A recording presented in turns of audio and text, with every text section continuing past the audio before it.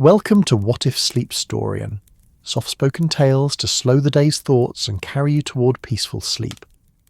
Before we begin, tell me where in the world you're listening from tonight, and, if you wish, what's on your mind. I read every note, and love keeping quiet company across distances. If this brings you peace, a like and subscribe help me make more night-bound stories. Now settle in, get comfortable, and breathe with me as we begin. The Mississippi River flows with the patience of centuries, its muddy waters carrying more than silt and timber downstream.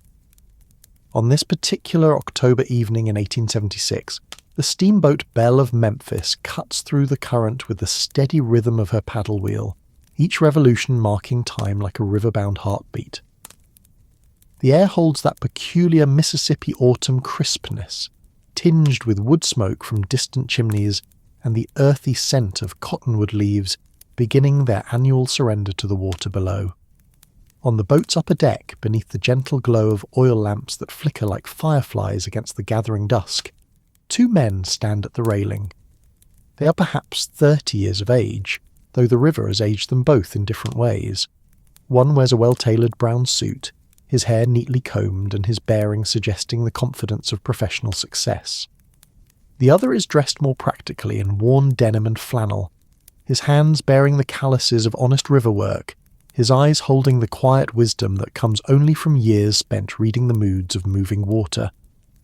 What strikes any observer, however, is not their differences but something indefinable that connects them. The way they stand, perhaps, or how their gazes follow the same bend in the river, as if both men were reading from an invisible book written in their shared past. The man in the suit adjusts his spectacles and chuckles softly, a sound that mingles with the distant splash of the paddle wheel. "Huck Finn," he says, and his voice carries the warmth of recognition mixed with wonder. "I'll be jiggered if it isn't actually you standing there, looking like you own every inch of this old river." Huckleberry Finn, for indeed it is he, turns with the unhurried grace of someone who has learned that most of life's urges are merely illusions. His face, weathered by sun and spray, creases into a grin that transforms him instantly into the boy he once was. "Tom Sawyer," he replies, his voice carrying the slow cadence of riverfolk.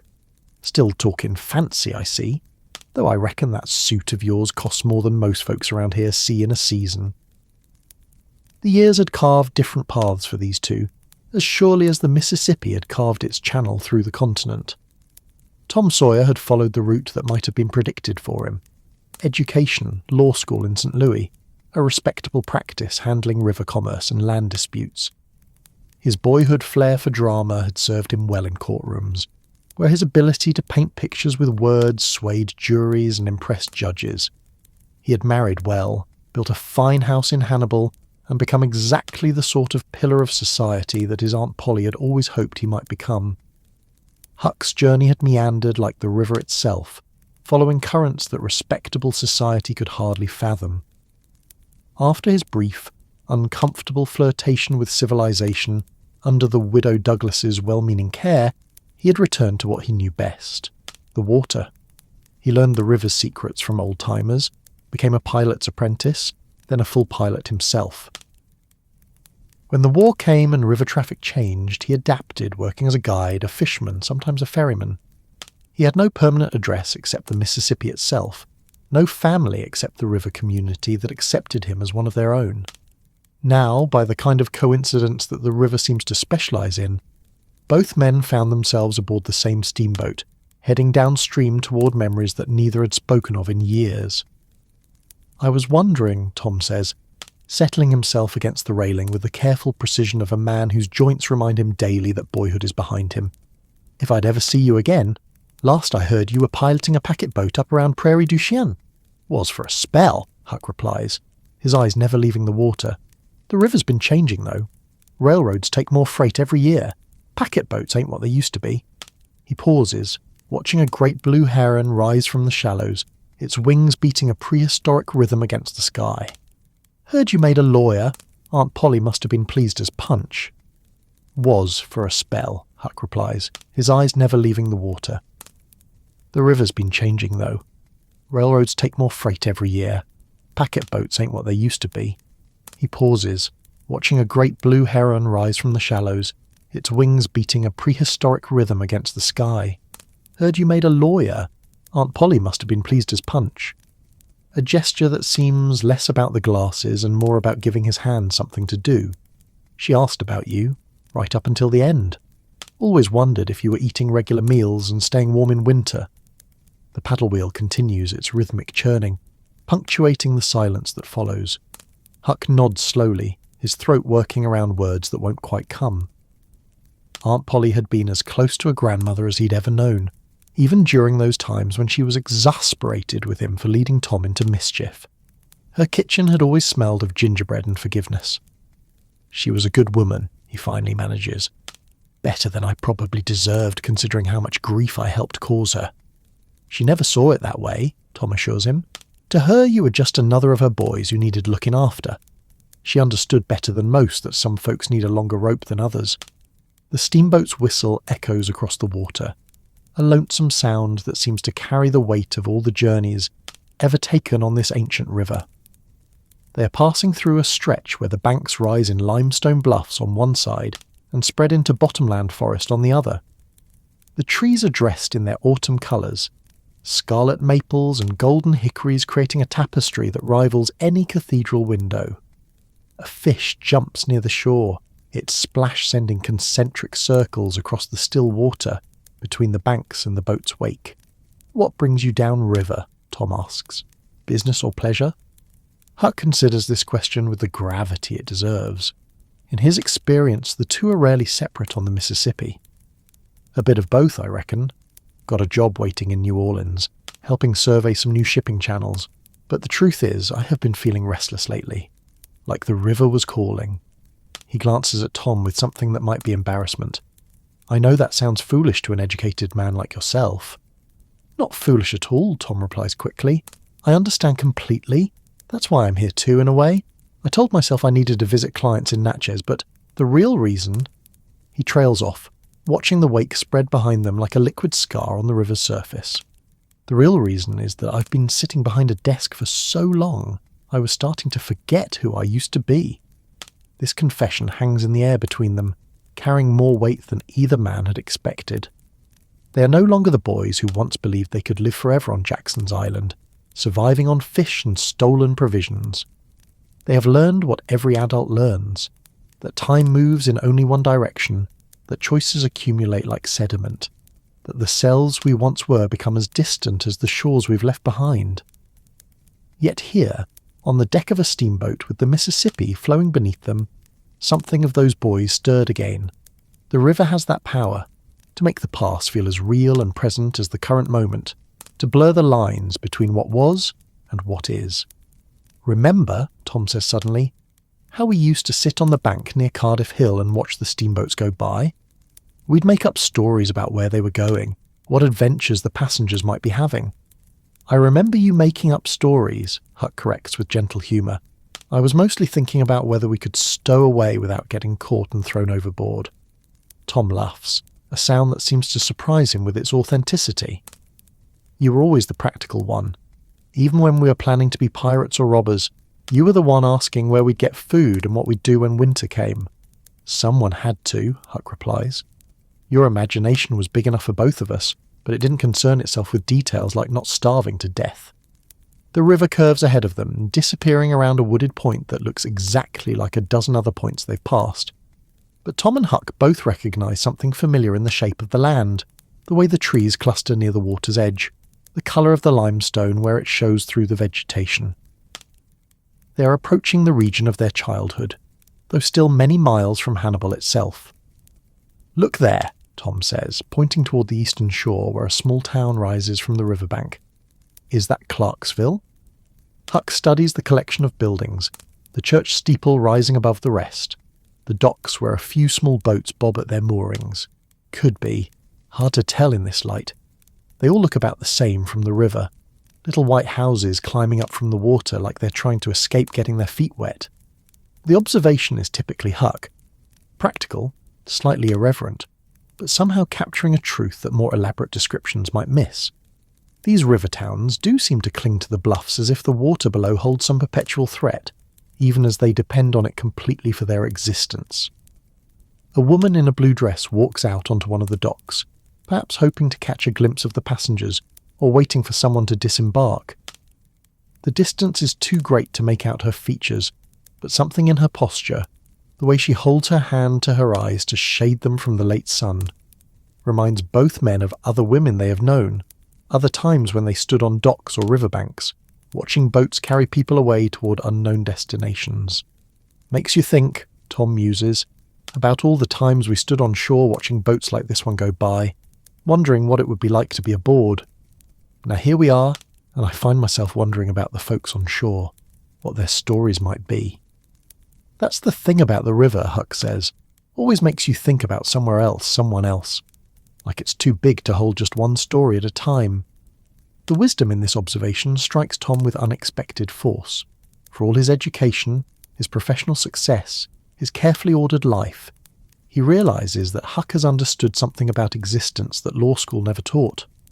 The river doesn't just carry boats and cargo, it carries stories, memories, the accumulated dreams and disappointments of everyone who has ever lived along its banks or travelled its waters.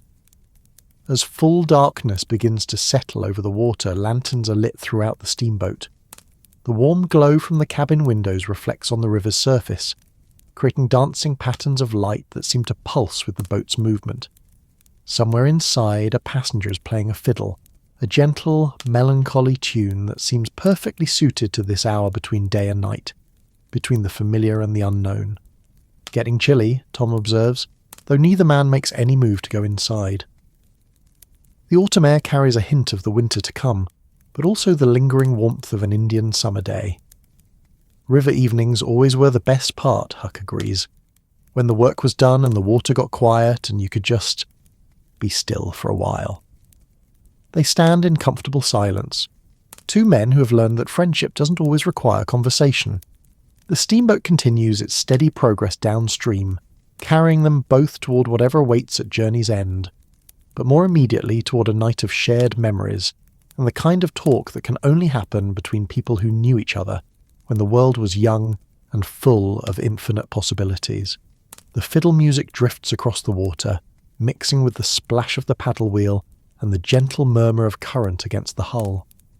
Tom and Huck settle in for the long night ahead, two old friends with 30 years of stories to catch up on, carried by the same river that had shaped them both in ways they were only beginning to understand. The night deepens around the steamboat as it continues its journey downstream, the stars emerging one by one in the vast Missouri sky. Tom and Huck have found themselves comfortable chairs near the stern, away from the other passengers who have mostly retreated to their cabins. Here, with only the soft glow of the boat's lanterns and the endless whisper of water against wood, the present seems to fade away like morning mist, leaving only the vivid colours of memory. Tom settles back in his chair, his lawyer's posture relaxing into something that recalls the boy who once sat on fence posts and spun tales for anyone willing to listen. "You know what I was thinking about earlier, when we passed that little town," he says, his voice taking on the dreamy quality that Huck remembers so well. "I was remembering that Saturday morning when Aunt Polly gave me that fence to whitewash." Huck chuckles, a low sound that harmonises with the paddle wheel's rhythm. "Lord, that fence! I still remember walking by and seeing you working away with that brush, looking like you'd been sentenced to hard labour." "That's exactly what it felt like at first," Tom admits. 3 whole sections of board fence, 9 feet high, and stretching clear across the yard.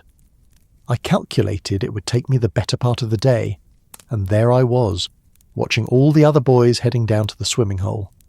He pauses, his eyes growing distant. "But then I got to thinking, and you know how dangerous that can be." The memory unfolds between them like a map of their shared boyhood. It had been one of those perfect June mornings when the air itself seemed to shimmer with possibility, when the very notion of being stuck with chores felt like a crime against nature. Tom had stood there in his rolled-up sleeves, brush in hand, contemplating the seemingly endless expanse of unpainted boards, when inspiration struck with the force of summer lightning. "I remember the exact moment you started pretending to enjoy it," Huck says. "I was walking by, fixing to ask if you wanted to come fishing, when I saw you step back and admire your work like you were painting the Sistine Chapel." Tom grins at the memory. "I put on quite a performance, didn't I? Humming a little tune, dabbing at that fence like each stroke was a work of art, and when you asked what I was doing, I told you I was having the time of my life." The brilliance of Tom's deception had been in its simplicity. When other boys came by, first Ben Rogers, then Billy Fisher, then Johnny Miller, Tom had made whitewashing appear to be the most coveted activity in all of St. Petersburg. He spoke of the precision required, the artistic vision needed, the rare privilege of being entrusted with such an important task. Before long, boys were literally paying him for the chance to take a turn with the brush.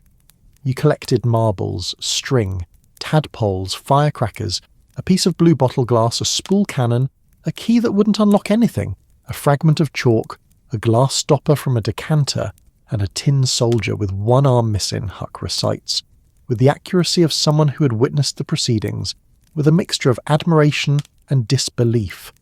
All for the privilege of doing your chores. And a kitten with only one eye, Tom adds proudly. Don't forget the kitten. How could I forget?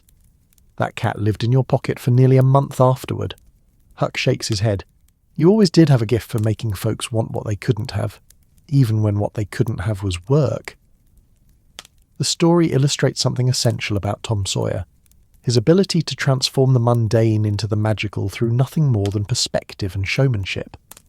It was a talent that would serve him well in his later career as a lawyer, though he had never quite recaptured the pure joy of that morning when he turned punishment into profit and made whitewashing seem like the most desirable occupation in Missouri. Of course, that was nothing compared to our pirate days, Tom continues, his voice warming to what is clearly a favourite topic. Do you remember when we convinced Joe Harper to join our crew on Jackson's Island? Joe Harper, Huck repeats, and something sad flickers across his features. Poor Joe. Heard he died of consumption 5 years back. They observe a moment of silence for their departed friend, watching the dark water flow past the boat. Death has visited their generation with increasing frequency, claiming classmates and childhood companions with the casual inevitability of changing seasons. It adds weight to their memories, transforming boyhood adventures into something more precious. The last echoes of voices that will never laugh again. He was so excited about being a pirate, Tom says softly. Remember how he practiced walking the plank on that log we found washed up on shore? The memory brings both men back to that magical time when Jackson's Island had seemed like the edge of the world. They had been the Black Avenger of the Spanish Main, Huck Finn the Red-Handed, and Joe Harper the Terror of the Seas. For 3 glorious days they had lived the life of outlaws, sleeping under the stars, cooking fish over driftwood fires, and feeling gloriously free from the constraints of civilization. We thought we were so fierce, Huck recalls, walking around with mud war paint on our faces, practicing sword fights with tree branches, planning raids on merchant vessels that turned out to be logs floating downstream. The swimming was the best part, Tom says, being able to dive naked into that water whenever we pleased, without worrying about proper bathing hours or clean clothes. Sometimes I think that was the last time I felt truly free. There had been something almost mystical about those days on the island. The boys had discovered chambers of their own, capable of finding food, making fire, and surviving entirely through their own resourcefulness.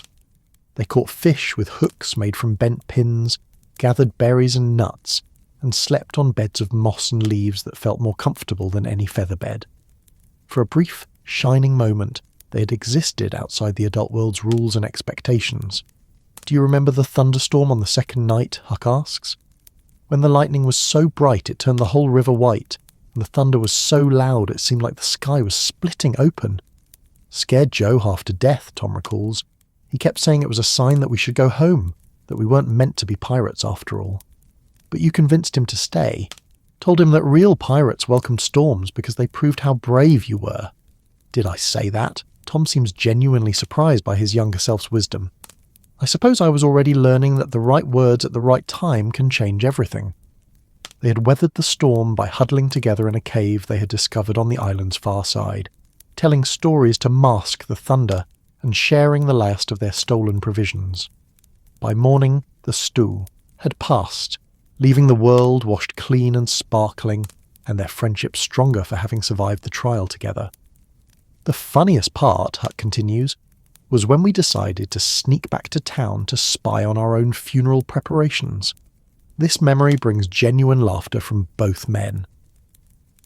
They had crept back to St. Petersburg under cover of darkness, expecting to find the town going about its normal business, only to discover that their disappearance had caused a sensation.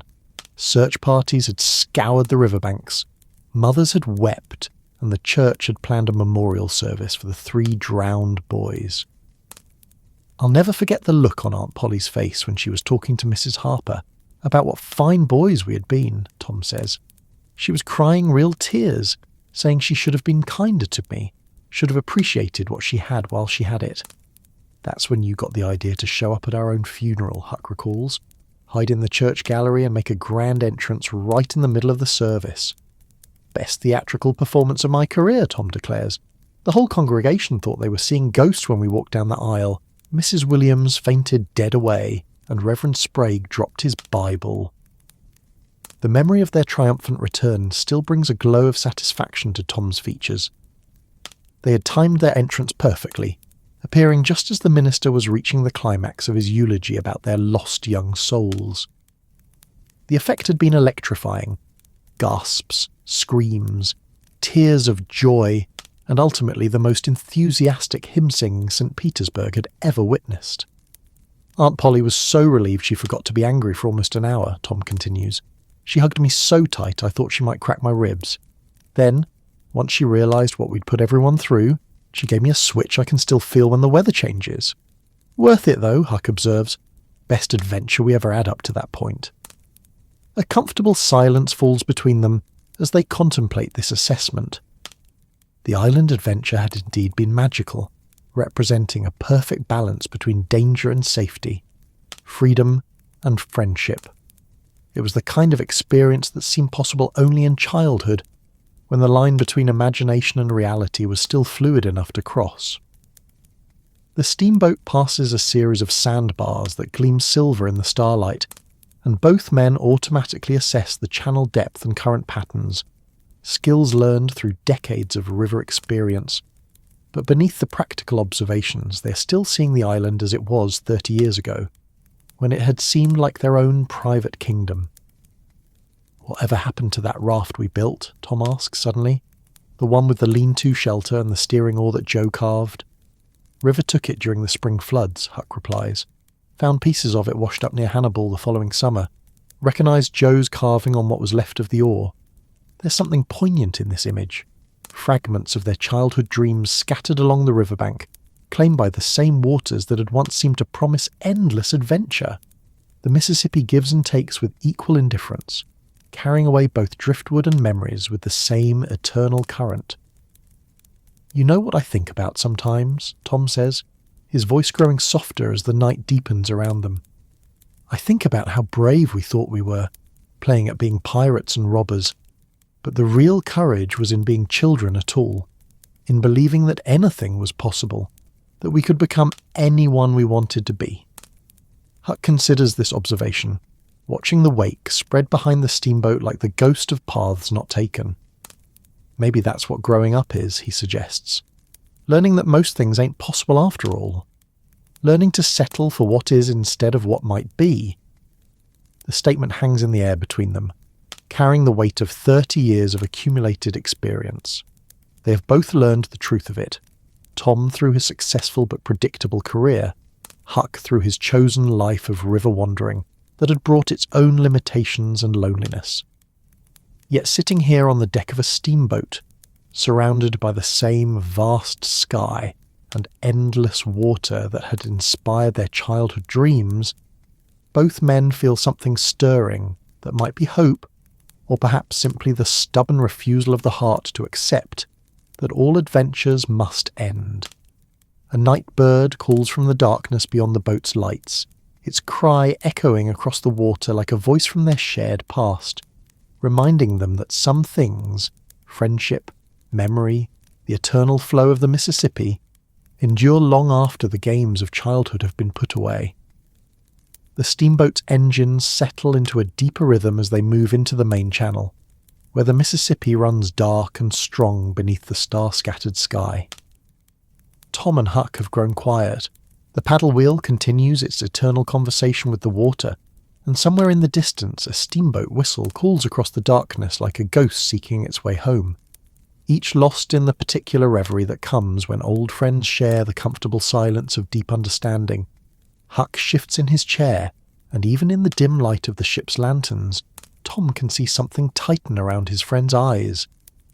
The cave, that labyrinthine darkness beneath Cardiff Hill, holds memories that neither man has spoken of in years, memories that go deeper than treasure and touch something fundamental about fear, survival, and the moment when childhood's sense of invincibility first cracks and reveals the mortality beneath. I think about it, Huck admits, his voice barely audible above the water's whisper. More than I probably should. Sometimes when I'm down in a boat's hold, or in a cabin with no windows, it is Tom who breaks the silence, his voice carrying a new weight that speaks of memories more complex than childhood games. Huck, he says slowly, do you ever think about McDougal's cave? Really think about it, I mean.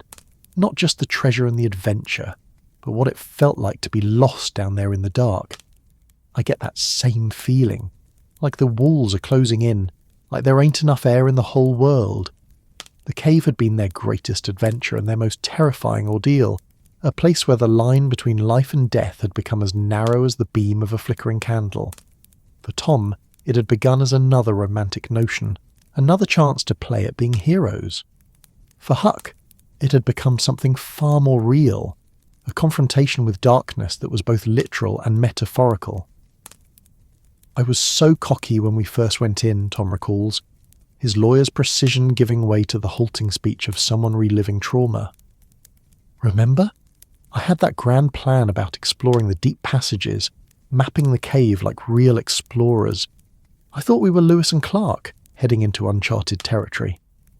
You had 3 candles and a ball of string, Huck reminds him, but his tone holds no mockery, and you were sure that was enough to conquer the whole underground world. McDougal's cave stretched for miles beneath the bluffs above Hannibal, a natural wonder that had been carved by underground rivers over countless centuries. The main chamber was large enough to hold a church service, which it occasionally did when the weather was particularly fine and the townspeople were feeling adventurous. But beyond that familiar space lay a maze of passages, some wide enough for a man to walk upright, others so narrow that even a boy had to crawl on his belly to pass through. Most visitors stayed near the entrance, content to marvel at the stalactites and stalagmites, to carve their names in the soft limestone, and to tell each other ghost stories about the depths they dared not explore. But Tom Sawyer had never been content with safe adventures, and Huck Finn had never been one to let a friend venture into danger alone. The first passage wasn't so bad, Tom continues, his memory painting the scene with the vividness that comes from having replayed it countless times. Wide enough for both of us, dry underfoot, walls that showed tool marks where someone had widened the natural opening. I thought we were following a known route, that somebody had been that way before and marked it safe. Should have paid more attention to how old those tool marks looked, Huck observes. I should have wondered why there was so much dust on the floor, why our footprints were the only fresh ones. They had penetrated deeper into the cave than any of their friends had ever dared, drawn forward by Tom's infectious enthusiasm and the peculiar magic that makes dangerous places seem irresistible to the young. The passages branched and converged, creating a 3-dimensional maze that defied simple navigation. What had seemed like a straightforward exploration became an increasingly complex puzzle, with each turn leading to new choices and new uncertainties. When did you first realise we might be in trouble? Tom asks, though he knows the answer as well as Huck does. When you stopped talking about what we were going to find and started talking about which way we'd come from, Huck replies. When you held up that second candle to check how much we had left and I saw your face in the light. The moment of realisation had been subtle at first, not a sudden panic, but a gradual awareness that their confident forward progress had become uncertain wandering. The passages all looked the same in the flickering candlelight. Limestone walls carved into fantastic shapes by ancient water, floors covered with fine dust that showed their passage, ceilings that disappeared into darkness above the reach of their small flames. Tom had tried to maintain his usual optimism, suggesting that they were simply taking the scenic route, that any passage would eventually lead them back to familiar territory.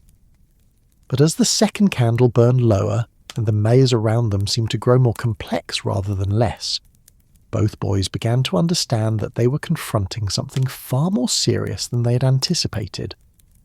The worst part, Tom admits, wasn't being lost. It was realizing how stupid I'd been, how I'd let my imagination override common sense.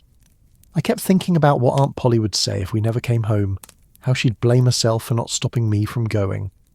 I was thinking about dying in the dark, Huck says simply, about how nobody would ever find our bodies, how we'd just disappear like we'd never been born at all. The cave had taught them both lessons that no amount of Sunday school or parental wisdom could have conveyed. For Tom, it was the discovery that confidence without competence was not courage but folly, that the world contained dangers that could not be charmed away with clever words or bold gestures. For Huck, who had already lived with uncertainty and peril, it was something different. The realization that even the worst circumstances could be endured if faced with clear thinking and stubborn determination. How long were we down there? Tom asks, though time in the cave had become meaningless, marked only by the gradual shortening of their candles and the growing ache in their stomachs. Felt like days, Huck replies. Probably wasn't more than 8 or 10 hours, but when you can't see the sun, when every passage looks like every other passage, time stops meaning anything. They had tried every strategy they could think of, following air currents in the hope they would lead to an exit, looking for passages that sloped upward toward the surface, even attempting to retrace their steps by following their own footprints in the dust. But the cave seemed to shift around them like a living thing, each attempted solution leading only to new confusion and deeper darkness. I'll never forget when the last candle started to gutter, Tom says, his voice barely above a whisper. When we realised we might have to face the darkness with nothing but our hands to guide us. That's when you started talking differently, Huck observes. Less like Tom Sawyer, the great adventurer, more like a scared boy who wanted his aunt. The approaching darkness had indeed changed something fundamental in Tom's approach to their predicament.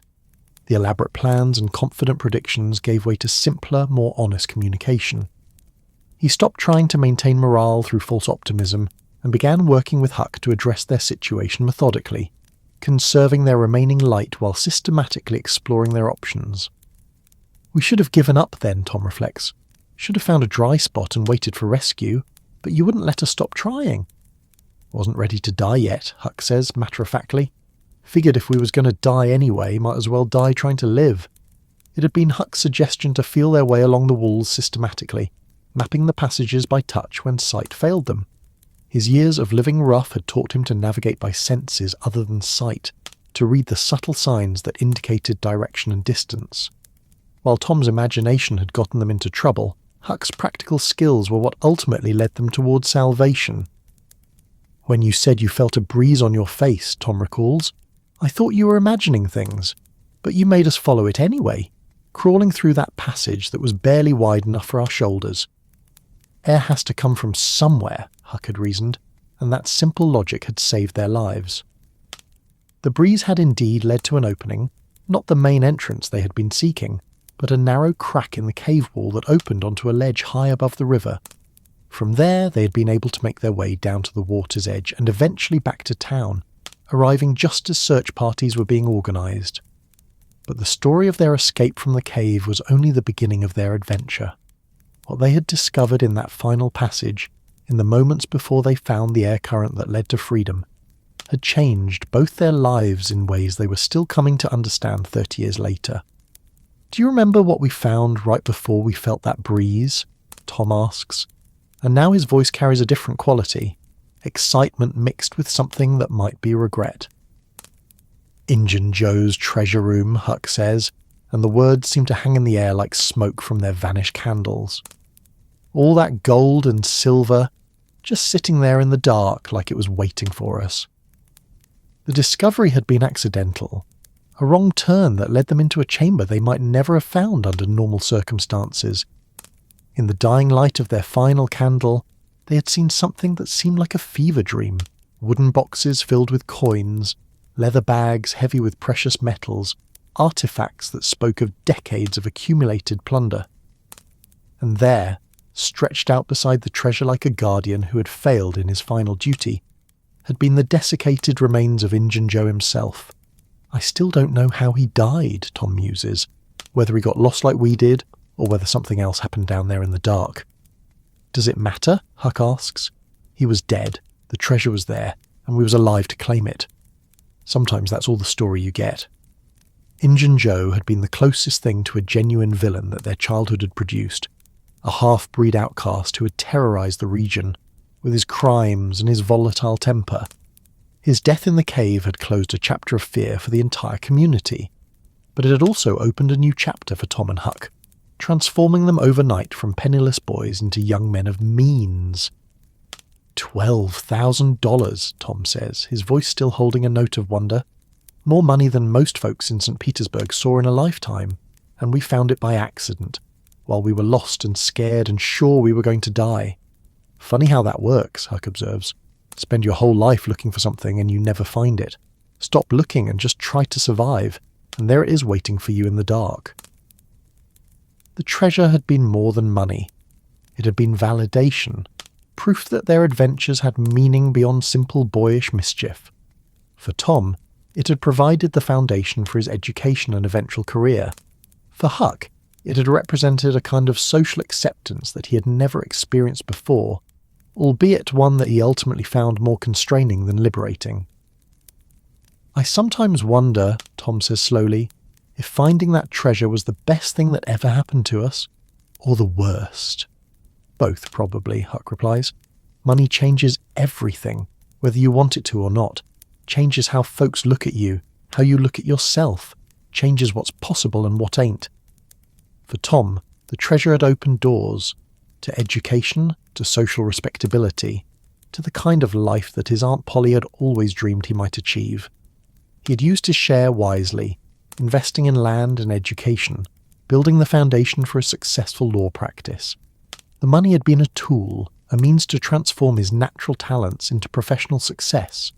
For Huck, the transformation had been more complicated. Sudden wealth had made him a ward of the court, placed under the guardianship of respectable citizens who were determined to civilize him, whether he wanted civilization or not. The money had been both a blessing and a burden, providing security while threatening the freedom that he valued above all else. The widow Douglas meant well, Tom says. Reading the direction of Huck's thoughts, she truly wanted what was best for you. I know she did, Huck replies, his voice soft with old affection. But what she thought was best and what I needed were two different things. She wanted to turn me into somebody I wasn't, somebody who could sit still in parlours and mind his manners and pretend that clean clothes were more important than clean conscience. The attempt to civilize Huck had lasted several months, during which he had endured regular baths, proper meals, school attendance, and religious instruction. He had learned to read better, to write his name in a fair hand, to recite Bible verses and multiplication tables, but he had also felt something essential within himself withering, like a wild plant transplanted to a garden that was too tame for its nature. I remember the night you ran away, Tom says. I came to visit and found your window open, your good clothes folded on the chair like shed skin. Had to, Huck explained simply. Was starting to forget who I was, starting to think maybe I really was supposed to be somebody different. Took sleeping rough for a week to remember that comfort ain't the same thing as contentment. The money, however, had remained, carefully invested and managed, providing Huck with an independence that allowed him to choose his own path without starving. He had used it to buy his freedom rather than social status, to ensure that he could follow the river without worrying about his next meal or dry place to sleep. Do you ever regret it? Tom asks. Walking away from respectability, choosing the river over society? Huck considers the question seriously, watching the dark water flow past the steamboat's hull. Do you ever regret choosing society over the river? He counters. It's Tom's turn to contemplate, and the silence stretches between them like the wake spreading behind their boat. Both men have made choices that shape their lives, and both have lived with the consequences of those choices for 30 years. Neither path has been without its costs or its compensations. Sometimes, Tom admits finally, especially on nights like this, when I'm back on the water and remembering what it felt like to be young and free. But then I think about the clients I've helped, the cases I've won, the life I've built with steady work and careful planning. I've been useful, Huck. I've made a difference in ways that matter. And I've been free, Huck responds. I've seen places and met people that most folks never dream of. I've lived by my own lights, made my own choices, answered to nobody but myself and the river. The treasure had given them both the power to choose their paths, but it had also revealed the fundamental differences in their natures that childhood friendship had temporarily obscured. Tom's natural theatricality and love of approval had found expression in professional success and social respectability. Huck's instinctive independence and distrust of authority had led him back to the margins, where he felt most authentically himself. I wonder, Tom muses, if we'd never found that treasure, if we'd never had those choices to make, whether we'd have ended up closer to who we really are or farther away. Reckon we are who we really are, Huck replies. Money just gave us the chance to become it without starving in the process. A fish jumps near the boat, its splash creating ripples that catch the light from the ship's lanterns. Both men watch the circles expand and fade, a brief disturbance on the river's surface that leaves no permanent mark. It seems like a metaphor for something, though neither bothers to put it into words.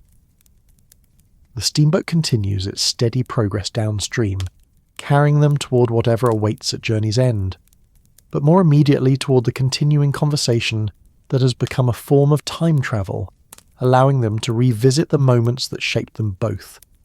The cave that had nearly killed them had also made them rich, and the wealth that had opened so many doors had also revealed the ways in which their paths were destined to diverge.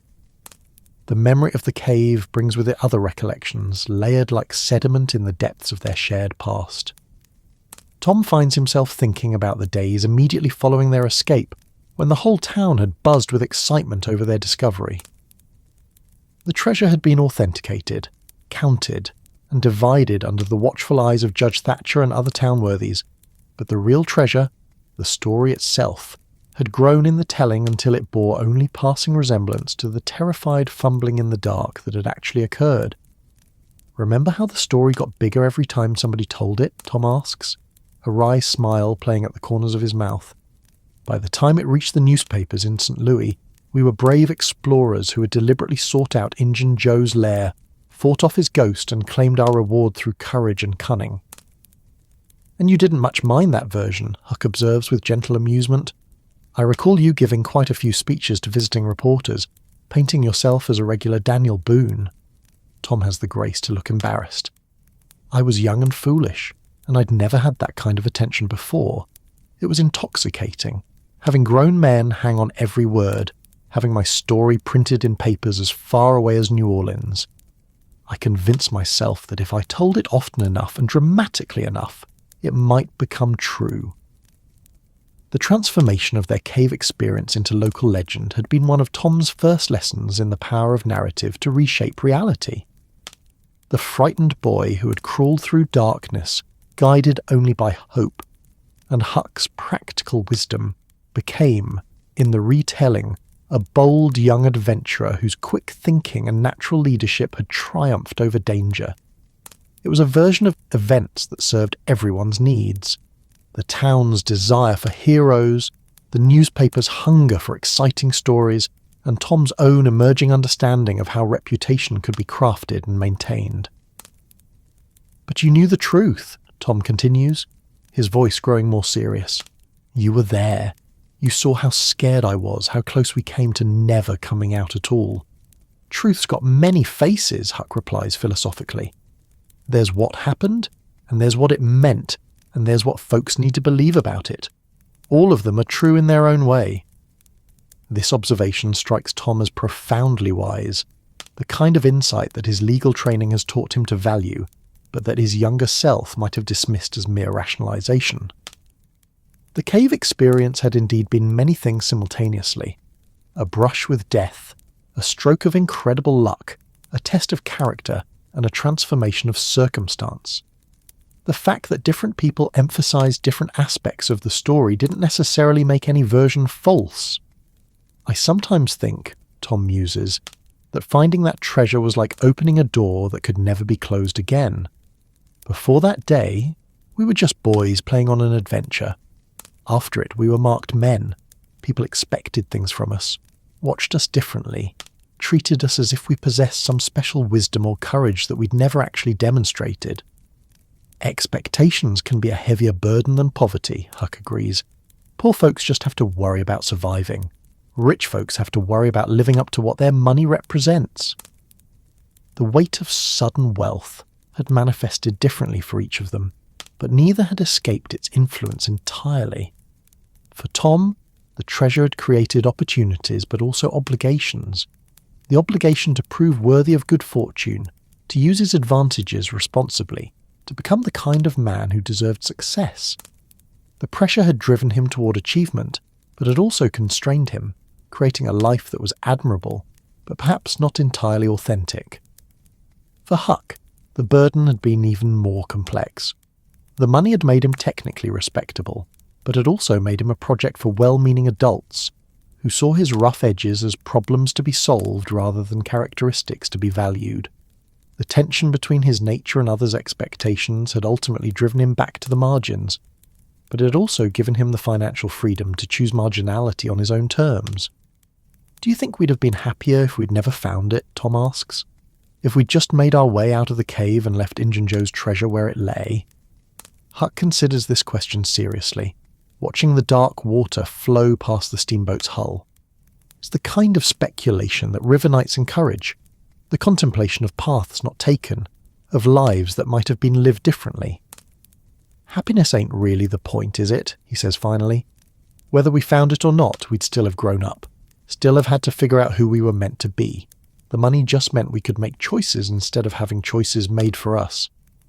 "But what if the choices we made weren't really ours?" Tom persists.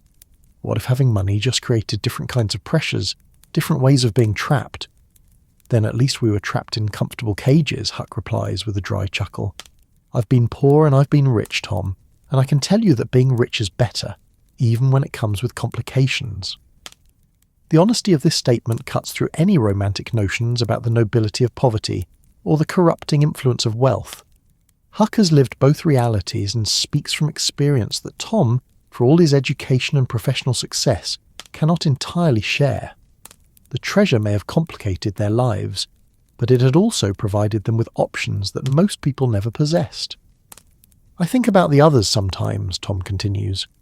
"The boys we knew who didn't find treasure, who had to make their way in the world with nothing but their wits and their willingness to work. Some of them did better than we did, in their own ways, and some of them did worse," Huck adds pragmatically. "That's the thing about luck. It's distributed pretty randomly, and it doesn't much care whether you deserve it or not." They fall silent again, each lost in memories of childhood friends who had followed different paths.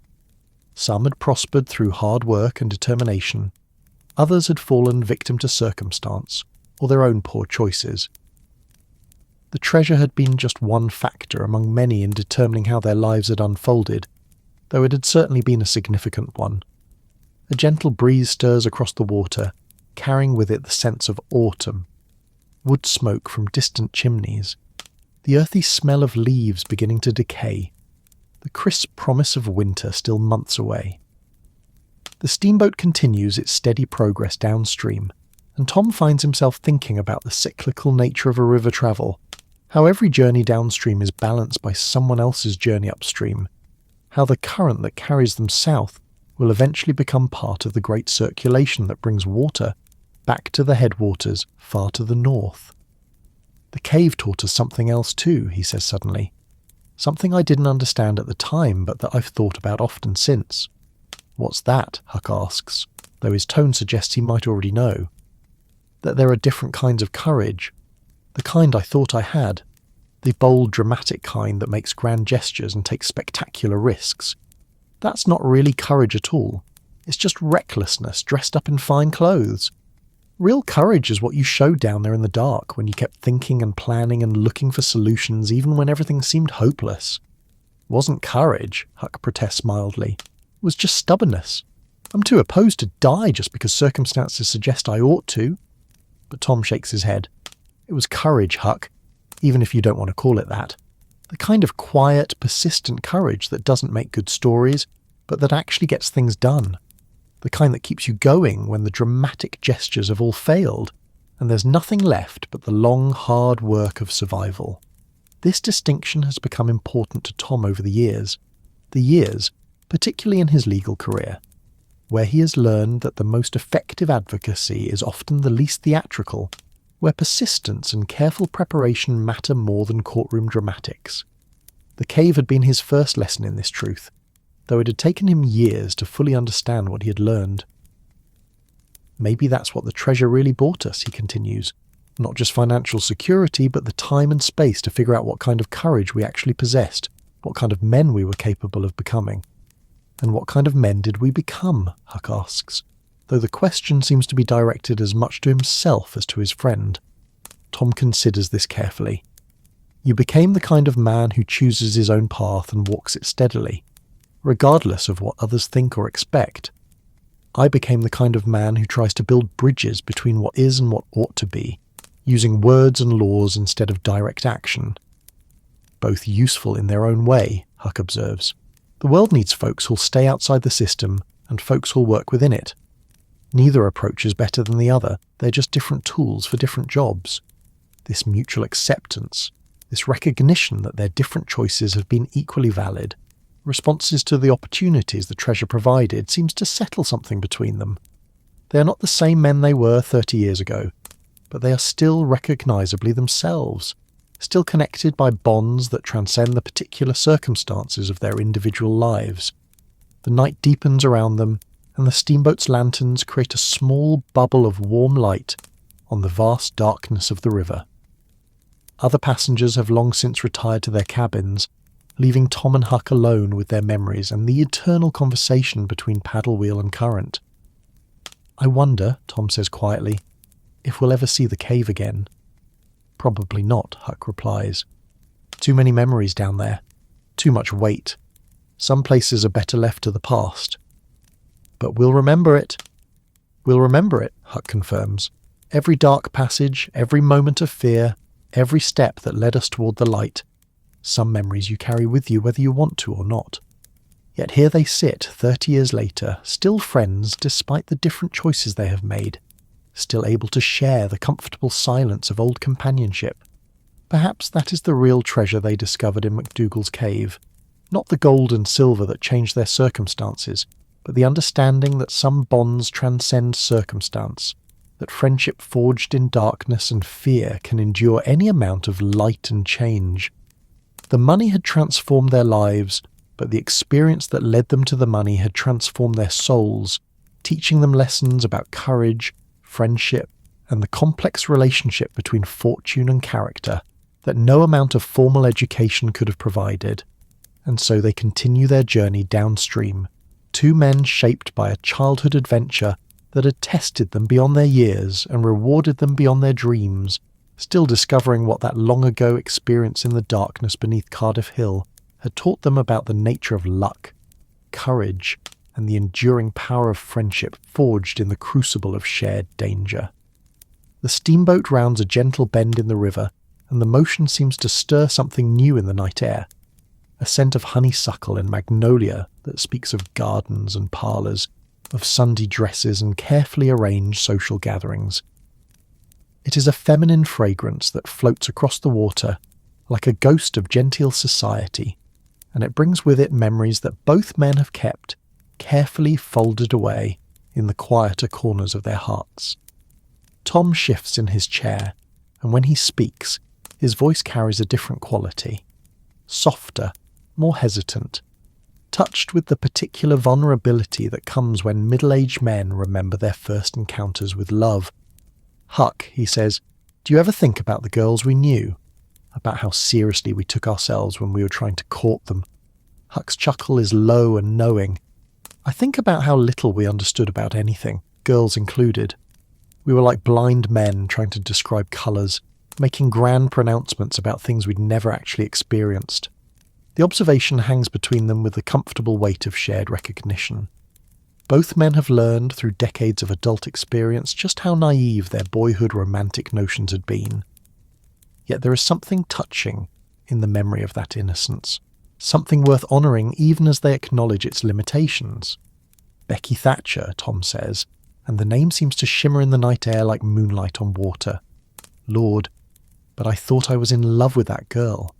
Though I understood what love meant, I was ready to pledge my eternal devotion based on nothing more than the way she looked in her blue dress and how she smiled when I showed off during recess.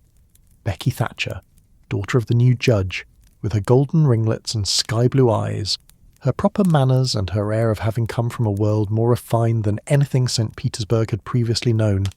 She had represented everything that Tom's romantic imagination could desire: beauty, social position, the challenge of winning someone who seemed just slightly beyond his reach. She was pretty as a picture, Huck agrees, and about as real to you as one, too. You spent more time thinking about her than talking to her, more time planning grand gestures than figuring out what she actually wanted. The truth of this observation stings even 30 years later, but Tom accepts it with the rueful wisdom of experience. His courtship of Becky had been largely a performance staged for his own benefit, an elaborate romantic drama in which she had been less a person than a symbol of everything he thought he desired. He had been in love with the idea of being in love, enchanted by his own capacity for noble sentiment rather than genuinely interested in understanding the flesh-and-blood girl behind his fantasies. I remember that day I tried to win her back by showing off in front of her house, Tom continues, his voice growing warm with the memory.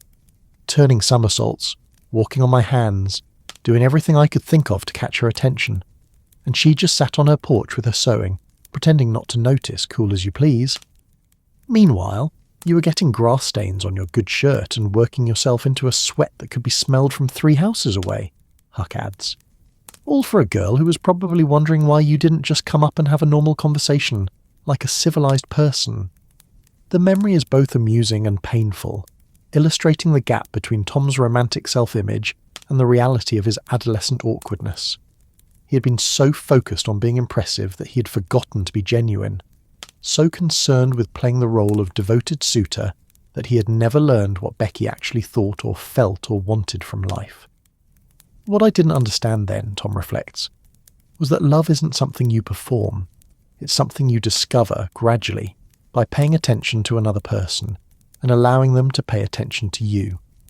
All my grand gestures were really just ways of avoiding that kind of genuine attention.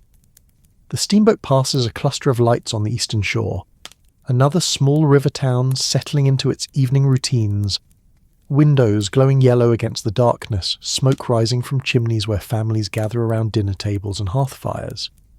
The sight brings both men back to memories of domestic scenes, of the complex social world that had surrounded their boyhood adventures. Of course, I wasn't much better when it came to understanding females, Huck admits. Remember when the widow Douglas first took me in? I was so scared of her I could barely speak in her presence. Treated her like she was some kind of exotic creature instead of just a lonely woman trying to do a good deed. The widow Douglas, elegant, refined, childless, blessed with both means and inclination to take on the project of civilizing Huckleberry Finn. She had been motivated by genuine Christian charity, but also by the particular satisfaction that comes from transforming something wild into something tame.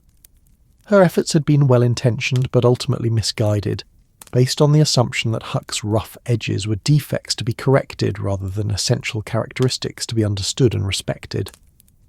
She meant well, Tom says gently. She truly thought she was saving you, giving you opportunities you'd never have otherwise. I know she did, Huck replies, his voice soft with old affection and older regret. And in some ways she was right. I learned things living in her house that served me well later, how to read better, how to present myself when I needed to, how to navigate the kind of social situations that river life sometimes requires. But she wanted to change me into somebody I wasn't, somebody who could sit still and mind his manners and pretend that respectability was more important than authenticity. The relationship between Huck and the widow Douglas had been complicated by genuine affection on both sides, and fundamental misunderstanding about what each needed from the other. She had seen his potential for respectability and had been frustrated by his resistance to her efforts. He had appreciated her kindness, but had felt suffocated by her expectations, trapped by the very generosity that was meant to liberate him. I remember her sister, Miss Watson, Tom continues.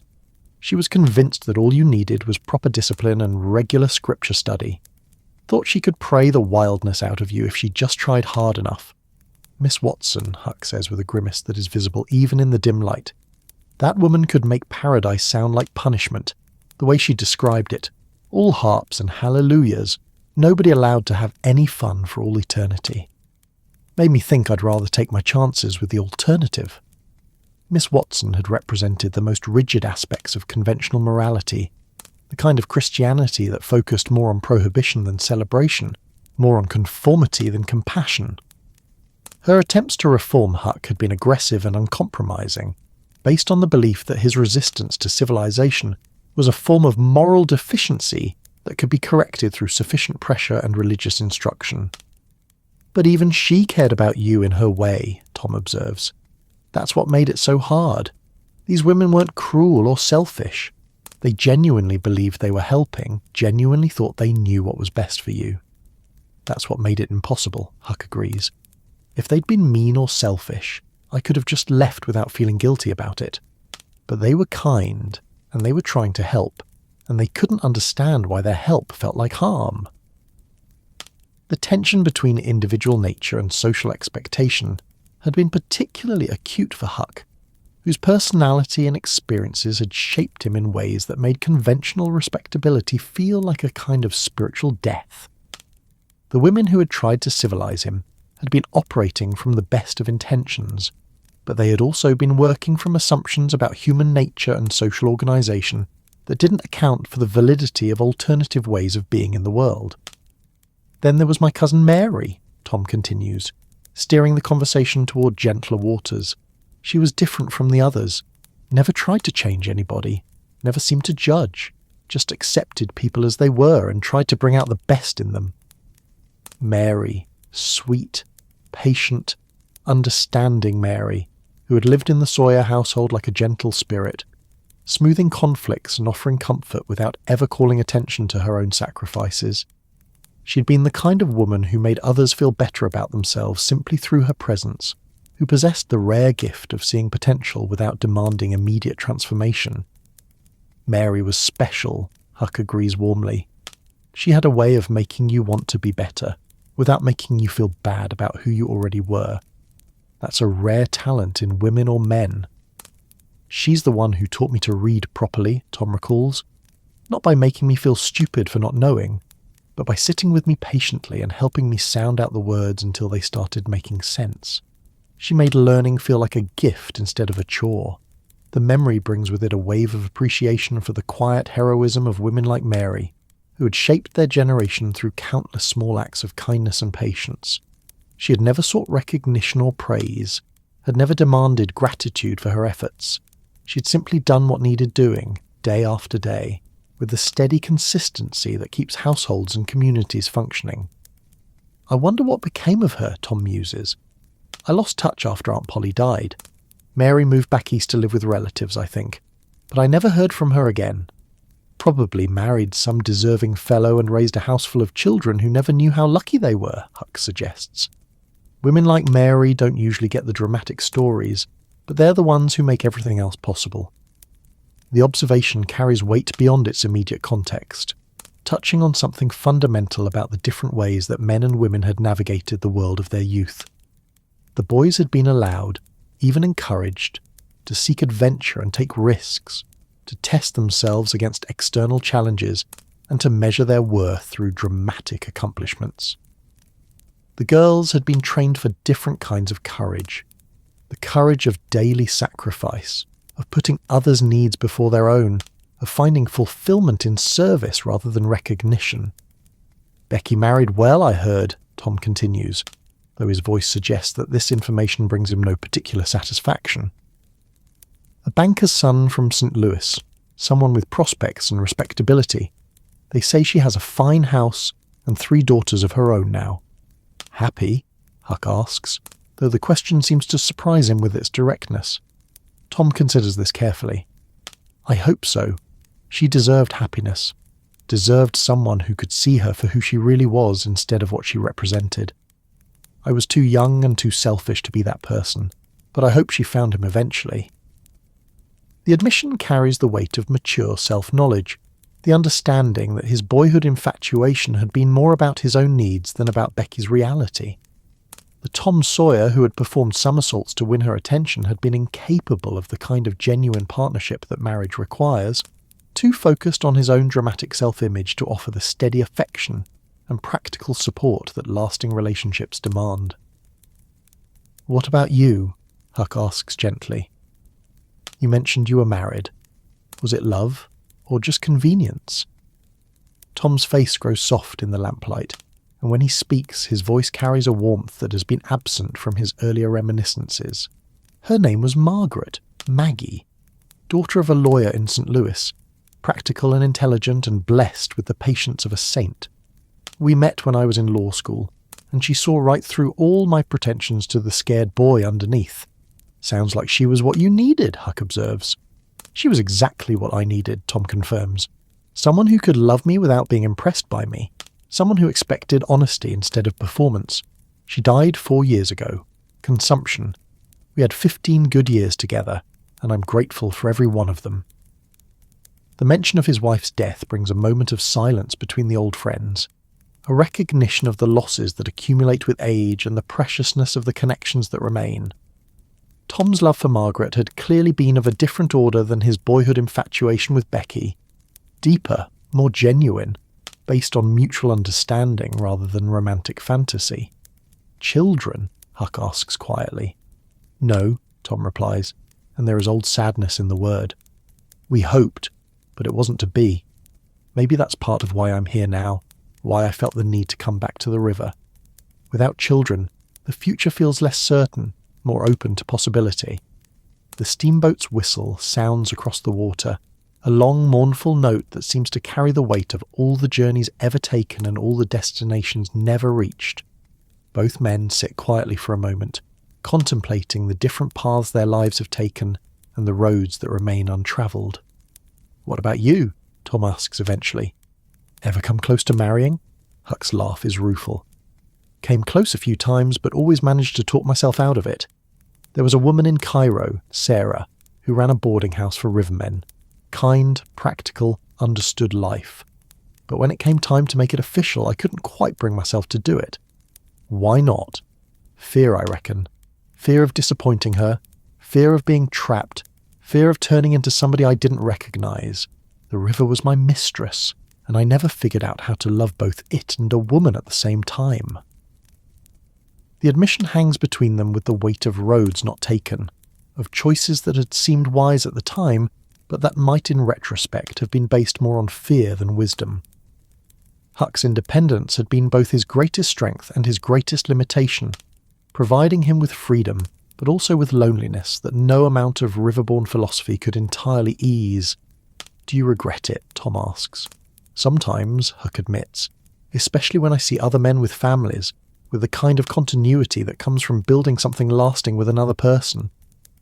But then I remember how good it feels to wake up in the morning and know that I can go wherever the river takes me, and I think maybe I chose right after all. The conversation has taken them into deeper waters than either had expected, revealing vulnerabilities and regrets that the darkness makes easier to acknowledge. They are no longer the boys who had competed for Becky Thatcher's attention, or who had been mystified by the expectations of well-meaning women. They are men who have learned something about love and loss, about the gap between romantic fantasy and emotional reality, about the different kinds of courage that relationships require. I think, Tom says slowly, that we were both looking for the wrong things when we were young.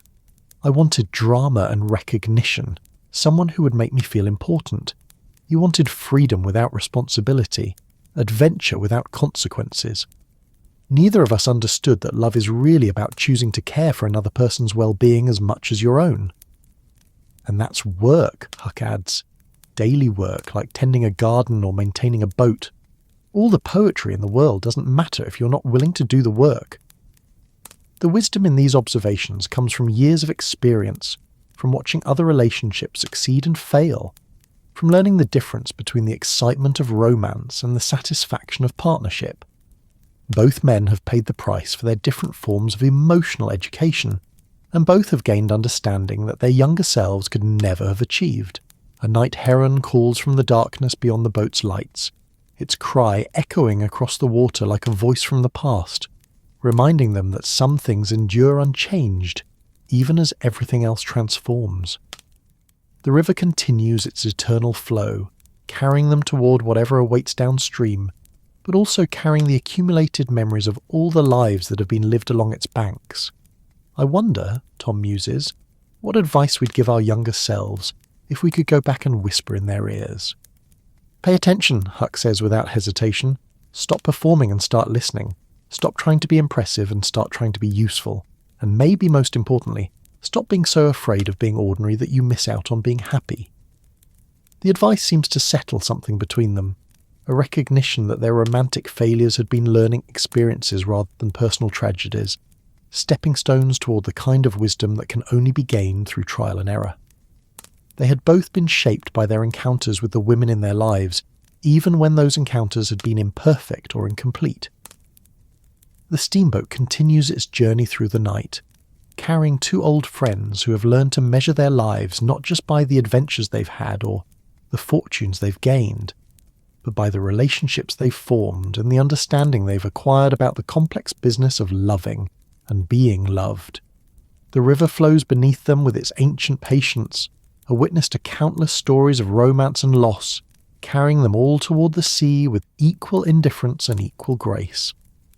The night has deepened around them, and the steamboat moves through darkness so complete that the world seems to consist of nothing but their small circle of lamplight and the endless whisper of water against the hull. It is the kind of darkness that invites confession, that makes the past feel more real than the present, and it seems to draw from Huck memories that he has carried in silence for years.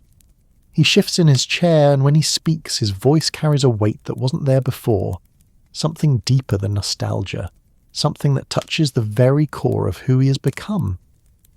"Tom," he says quietly, "there's something I never told you much about.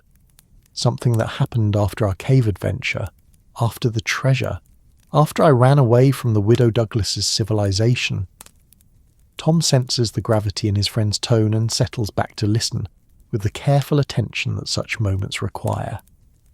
The lawyer in him recognizes the particular quality of voice that comes when someone is preparing to reveal something fundamental about themselves, something that has shaped them in ways that casual conversation cannot convey. "I went down the river," Huck continued, his eyes fixed on the dark water beyond the boat's glow, "not just for a few days or weeks, but for months, and I wasn't alone. I had a companion, the best companion a man could ask for, though I was too young and too foolish to understand it at the time." The pause that follows is heavy with memory and meaning, and when Huck speaks again, his voice is soft with something that might be reverent. His name was Jim. Miss Watson's Jim. And he was running away too, though for reasons that made my troubles with civilization seem like nothing at all. Jim. The mention of the name seems to change the very quality of the air between them.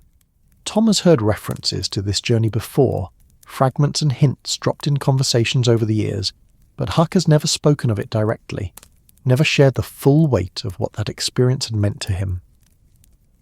Now, in the darkness and solitude of the river night, the story begins to unfold like a map of the soul.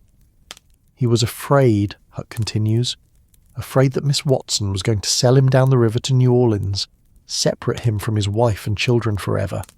So when I decided to light out from the widow's house, Jim decided to light out too. We found each other on Jackson's Island, both of us hiding from different kinds of bondage. The irony of their situation is not lost on either man, the white boy fleeing the constraints of respectability, and the enslaved man fleeing the brutalities of human ownership, both seeking freedom but understanding it in completely different terms. For Huck, freedom had meant the ability to make his own choices about how to live. For Jim, it had meant the fundamental right to exist as a human being rather than as property. At first, Huck admits, I didn't understand what it meant for him to be running. I thought it was an adventure, like our pirate days, something exciting but not really dangerous. I didn't grasp that for Jim. Getting caught meant not just punishment, but separation from everything and everyone he loved. The steamboat passes beneath a railroad bridge, its iron spans invisible in the darkness but announced by the subtle change in the echo of the paddle wheel's rhythm. Both men look up automatically, their river-trained senses reading the environment even when their eyes cannot see it. The bridge seems like a symbol of the changes that have swept across their world, the industrial transformation that has made river travel less central to commerce, less romantic in the popular imagination. We built a raft, Huck continues, his voice taking on the cadence of someone reliving a cherished memory. Not a fancy one, just logs lashed together with rope, with a lean-to shelter and a place for a fire. But it was our home for months, floating down this same river, living by our wits and depending on each other in ways I'd never depended on anybody before. The raft had been more than transportation. It had been their world, their refuge, their common ground between two very different kinds of exile. On the raft, the social distinctions that had defined their relationship on shore had gradually dissolved, replaced by the practical necessities of survival and the growing recognition of their mutual humanity. Jim taught me things, Huck says, his voice growing warm with gratitude. Not lessons like they give you in school, but real knowledge about how to read the river, how to tell weather from the colour of the sky, how to catch fish and find safe places to tie up. But more than that, he taught me about dignity. Dignity? Tom asks gently, sensing that this is a crucial part of the story. How to be a man worth respecting, Huck explains. Jim had every reason to be bitter, every reason to hate the world that had treated him like property. But he wasn't bitter. He was kind and patient and generous, even when kindness cost him more than he could afford. He showed me what it meant to be strong without being hard, to be wise without being cruel. The relationship between Huck and Jim had developed slowly, shaped by the unique circumstances of their shared exile. Away from the social structures that had defined their roles on shore, they had been able to encounter each other simply as human beings, one older and wiser, one younger and more privileged, both seeking something that the conventional world could not provide. Tell me about the nights, Tom says, understanding instinctively that the nighttime hours on the raft would have been when their deepest conversations occurred. Huck's face grows soft with memory. The nights were the best part. We'd tie up in some hidden cove or backwater slough, where the trees hung low over the water and nobody could see our fire. Jim would cook whatever we'd caught or foraged that day, and we'd sit and talk while the current whispered past and the stars came out one by one. Those evening conversations had been Huck's real education, more valuable than anything he had learned in school or church. Jim had shared stories of his childhood, his courtship and marriage, his dreams for his children's future. He had spoken of the complex world of plantation life, where enslaved people had created their own communities and support systems despite the brutal constraints imposed upon them. He told me about his family, Huck continues, his voice growing thick with emotion. His wife and 2 children back in Missouri, how he worried about them every day, wondered if they were safe, if they had enough to eat, if his little girl was still sick with the fever she'd had when he left. That's when I started to understand what freedom really meant to him. Not just his own safety, but the chance to buy his family's freedom, to bring them all together somewhere safe. The weight of Jim's sacrifice, leaving his family in order to potentially save them, had been one of Huck's first lessons in the complexity of adult responsibility. Jim had chosen the terrible risk of separation in the hope of eventual reunion, had gambled everything on the possibility that freedom could be earned rather than simply granted. There were times, Huck admits, when I thought about turning him in, not because I wanted to hurt him, but because that's what I'd been taught was right. The law said he was stolen property. The church said helping him was a sin. Society said I was betraying my own kind by protecting him. This confession hangs in the air between them, heavy with the moral complexity that had shaped one of the most important decisions of Huck's young life. The conflict between his instinctive loyalty to Jim and his programmed obedience to social authority had created a crisis of conscience that no amount of Sunday school instruction had prepared him to handle. But every time I thought about it, Huck continues, I'd look at Jim and see not stolen property, but a man who was braver and kinder and more honourable than most of the white folks I'd known. And I'd think to myself, if helping Jim is wrong, then maybe wrong is right, and right is wrong. The moral revolution that this realization had represented cannot be overstated. For a boy raised in a slave-holding society, where the humanity of enslaved people was systematically denied and their liberation was literally criminal, choosing to see Jim as a full human being required a complete rejection of everything he had been taught about morality, law, and social order. I remember one night in particular, Huck says, his voice growing distant with memory. We were tied up near a little town in Arkansas and there were slave catchers in the area. Jim was so scared he was shaking, but he wasn't thinking about himself. He was thinking about what would happen to me if we got caught together, how I'd be punished for helping him escape. The scene unfolds in Huck's memory with the clarity that comes from having replayed it countless times over the years. Jim had insisted that Huck should leave him and save himself from the legal and social consequences of harbouring a runaway slave. But Huck had refused, not out of noble principle, but out of simple loyalty to someone who had become more than a companion, who had become a friend, a teacher, a moral compass in a world that seemed determined to point him in the wrong direction. That's when I knew, Huck says simply. That's when I understood that whatever the law said, whatever the church preached, whatever society demanded, I was going to stand by Jim, not because it was right according to their rules, but because it was right according to something deeper than rules. The decision had marked a turning point not just in their journey, but in Huck's development as a moral being. He had chosen conscience over convention, human loyalty over social conformity, and in doing so had discovered a kind of ethical clarity that formal education could never have provided. We made it, Huck continues, his voice carrying quiet pride. Not all the way to the Free States like we'd planned, but far enough. Jim got work on a farm in Illinois, earned enough to start buying his family's freedom. Last I heard, he'd brought his wife and children north, had a little place of his own, and was teaching his kids to read and write. The successful conclusion of Jim's quest for freedom provides a note of triumph in what might otherwise be a story of pure struggle. But Huck's tone suggests that the real victory was not the practical outcome, but the spiritual transformation that the journey had produced in both men. He saved my life more than once, Huck reflects. Not just from physical danger, though there was plenty of that, but from something worse. He saved me from becoming the kind of person who could look at suffering and not see it, who could witness injustice and not feel it, who could know better and still choose worse. The statement captures something essential about the relationship between the two fugitives.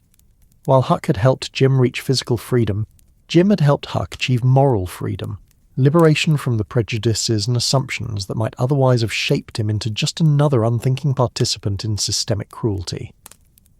I think about him often, Huck continues, his voice soft with affection and loss. Wonder how he's doing, whether his children are grown now, whether he's found the peace he was looking for. He'd be an old man now, probably a grandfather. I hope he's sitting on his own front porch somewhere, watching his grandchildren play, knowing that they'll grow up free. The image hangs in the air between them like a prayer or a benediction, a vision of justice finally achieved through individual courage and mutual loyalty. It represents everything that their childhood adventures had pointed toward but never quite reached. The transformation of play acting into real heroism, of imaginary dangers into genuine moral courage. Did you ever see him again? Tom asks gently. Once, Huck replies. About 10 years ago, when I was working a packet boat route through Illinois, I heard there was a man named Jim Johnson running a ferry service near Quincy, and something about the description made me think it might be him, so I took a day off and went looking. The reunion, when Huck describes it, has the quality of a dream or a miracle. Two men, one white and one black, embracing on a riverbank while their shared past flowed around them like water.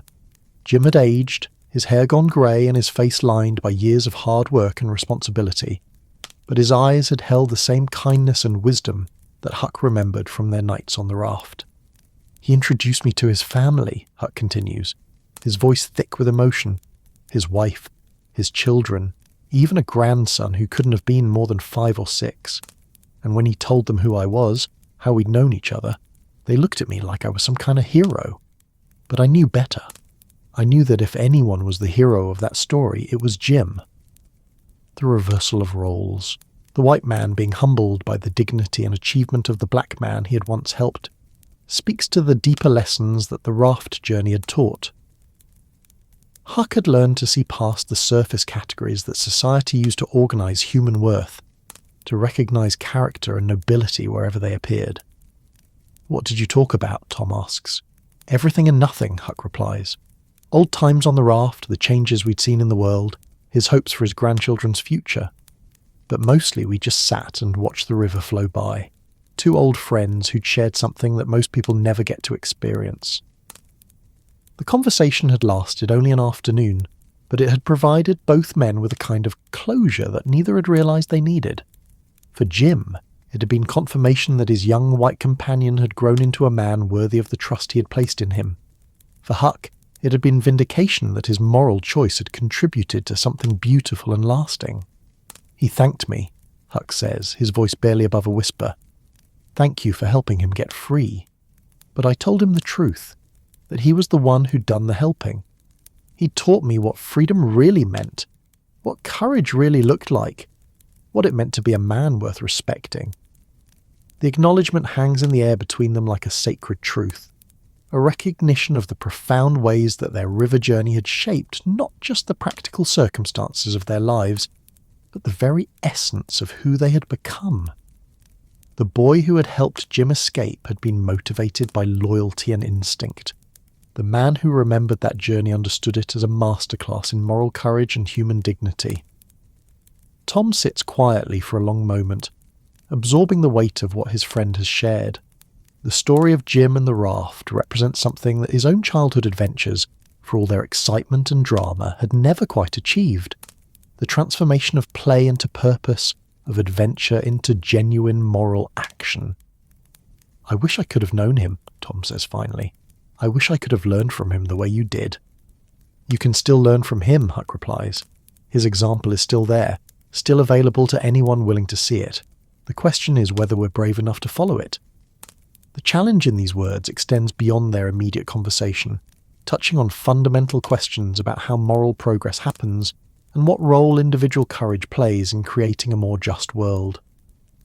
Jim's story is both particular and universal, both a specific triumph over specific injustices and a template for the kind of ethical clarity that every generation must discover for itself.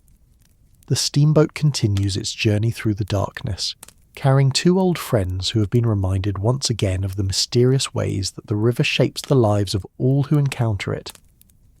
For Huck, the memory of Jim and their shared journey represents the defining experience of his moral education. For Tom, hearing the story provides a new understanding of the different kinds of courage that life requires and the different ways that friendship can transform those who are brave enough to embrace it fully.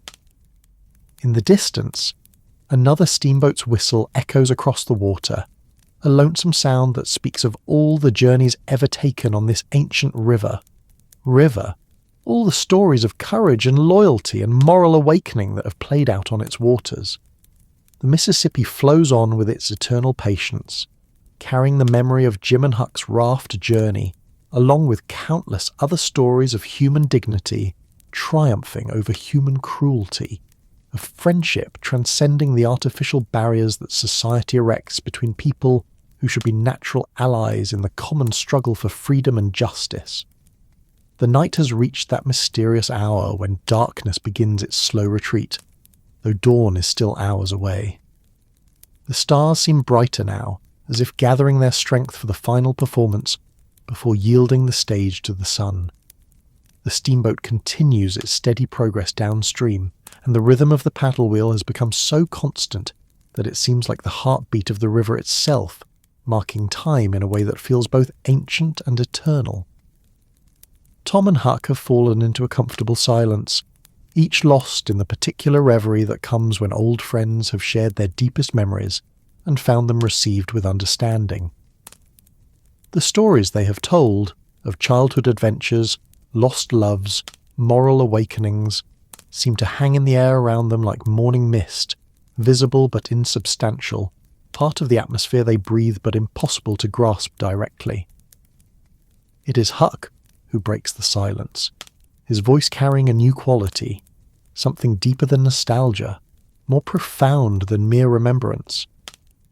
"Tom," he says, watching the dark water flow past the boat's hull, "I've been thinking about something while we've been talking. All these stories we've shared, all these memories, they're all connected by this river. Every adventure, every lesson, every moment that shaped us somehow led back to these waters." Tom follows Huck's gaze to the Mississippi, seeing it now not just as a highway or a playground, but as something more fundamental. A teacher, perhaps, or a constant presence that has shaped their understanding of the world in ways they are only beginning to comprehend. "You're right," he says slowly. "I never thought about it that way before, but you're right. The river has been our university, our church, our library all rolled into one." The observation opens a new dimension to their conversation, shifting from specific memories to broader patterns, from particular experiences to universal truths. The Mississippi has indeed been their teacher, though neither had recognized it as such when they were young. They had seen it as a source of adventure, a means of escape, a setting for games and stories.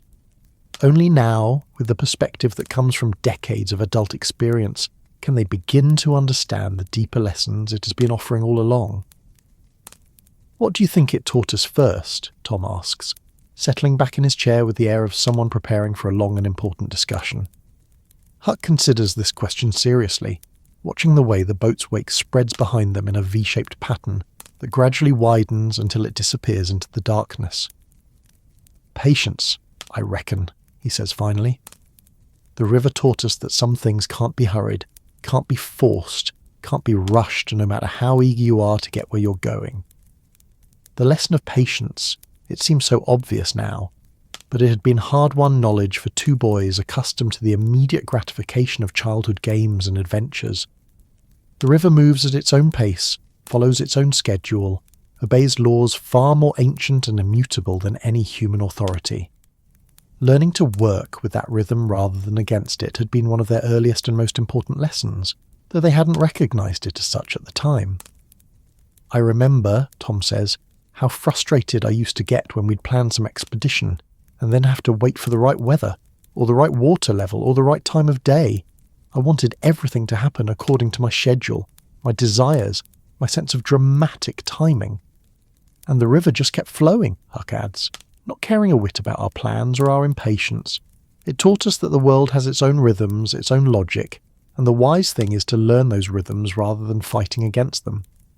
This understanding has served both men well in their adult lives, though in different ways. For Tom, the lawyer, it has meant learning to work within the slow machinery of justice, understanding that legal victories are built through careful preparation and patient advocacy rather than dramatic gestures. For Huck, the riverman, it has meant developing the kind of deep intuition about water and weather that can only come from years of careful observation and respectful attention. But it taught us more than patience," Tom continues, his voice taking on the reflective tone that comes when someone is working through complex ideas. "It taught us about persistence, about the power of steady, consistent effort over time." "How so?" Huck asks, though his tone suggests he already knows the answer. "Think about how the river carved this channel," Tom explains, gesturing toward the dark banks that line their passage. "Grain by grain, drop by drop, over thousands of years. It didn't force its way through the rock, it just kept moving, kept flowing, kept pressing forward until even the hardest stone had to yield." The metaphor resonates with both men who have learned in their different ways that the most important changes in life rarely happen suddenly or dramatically. Tom's legal career has been built through the accumulation of small victories, careful research, and patient relationship building. Huck's mastery of river navigation has come through countless hours of observation, countless small adjustments to course and timing, countless decisions that individually seemed insignificant but collectively added up to expertise. I think about that whenever I'm working on a difficult case, Tom continues, when the evidence seems overwhelming, when the opposing counsel seems too clever, when the judge seems unsympathetic. I remember that the Mississippi didn't carve the Grand Canyon overnight.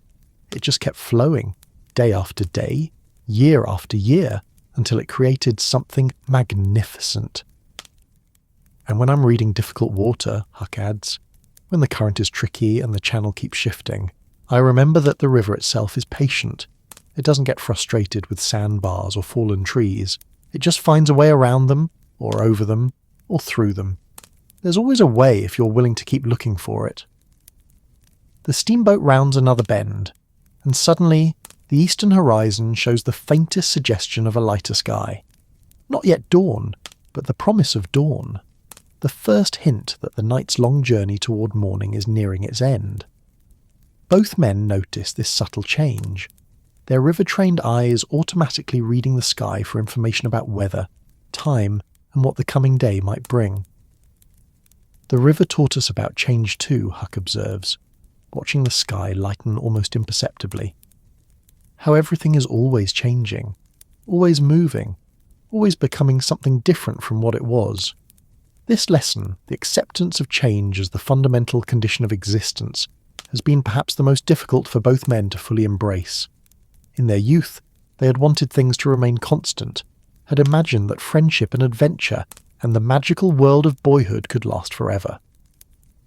The river had taught them otherwise, not through dramatic revelations, but through the simple fact of its own constant motion. Every time we came to the river, Tom reflects, it was the same river but also different. The banks had shifted, new snags had appeared, old landmarks had disappeared. It was always recognisably the Mississippi, but it was never exactly the same Mississippi we had known before. Like us, Huck adds quietly, always ourselves, but always changing too. The river showed us that identity isn't something fixed and permanent. It's something that flows and shifts and adapts to new circumstances. The insight touches something fundamental about their own relationship and their individual journeys through life. They are recognisably the same Tom and Huck who had once played pirates on Jackson's Island, but they are also profoundly different, shaped by experience, marked by loss, deepened by understanding. The river has taught them that this kind of change is not loss, but growth, not betrayal of their younger selves, but fulfillment of their potential. I used to fight that, Tom admits, used to want to hold on to things exactly as they were, to preserve the magic of childhood indefinitely. But the river taught me that trying to stop change is like trying to dam the Mississippi. You might succeed for a while, but eventually the pressure builds up and something gives way catastrophically. Better to flow with it, Huck agrees. Better to accept that everything is temporary, everything is passing, everything is part of a larger movement that we can join but can't control. This acceptance of impermanence has given both men a kind of peace that their younger selves could never have achieved. They have learned to hold their memories lightly, to appreciate present moments without trying to make them permanent, to find meaning in the flow of experience rather than in the attempt to freeze it in place. The river taught us about perspective too, Tom continues, his voice growing philosophical in the way that river nights encourage, about how different things look depending on where you're standing, how your position determines what you can see and what remains hidden.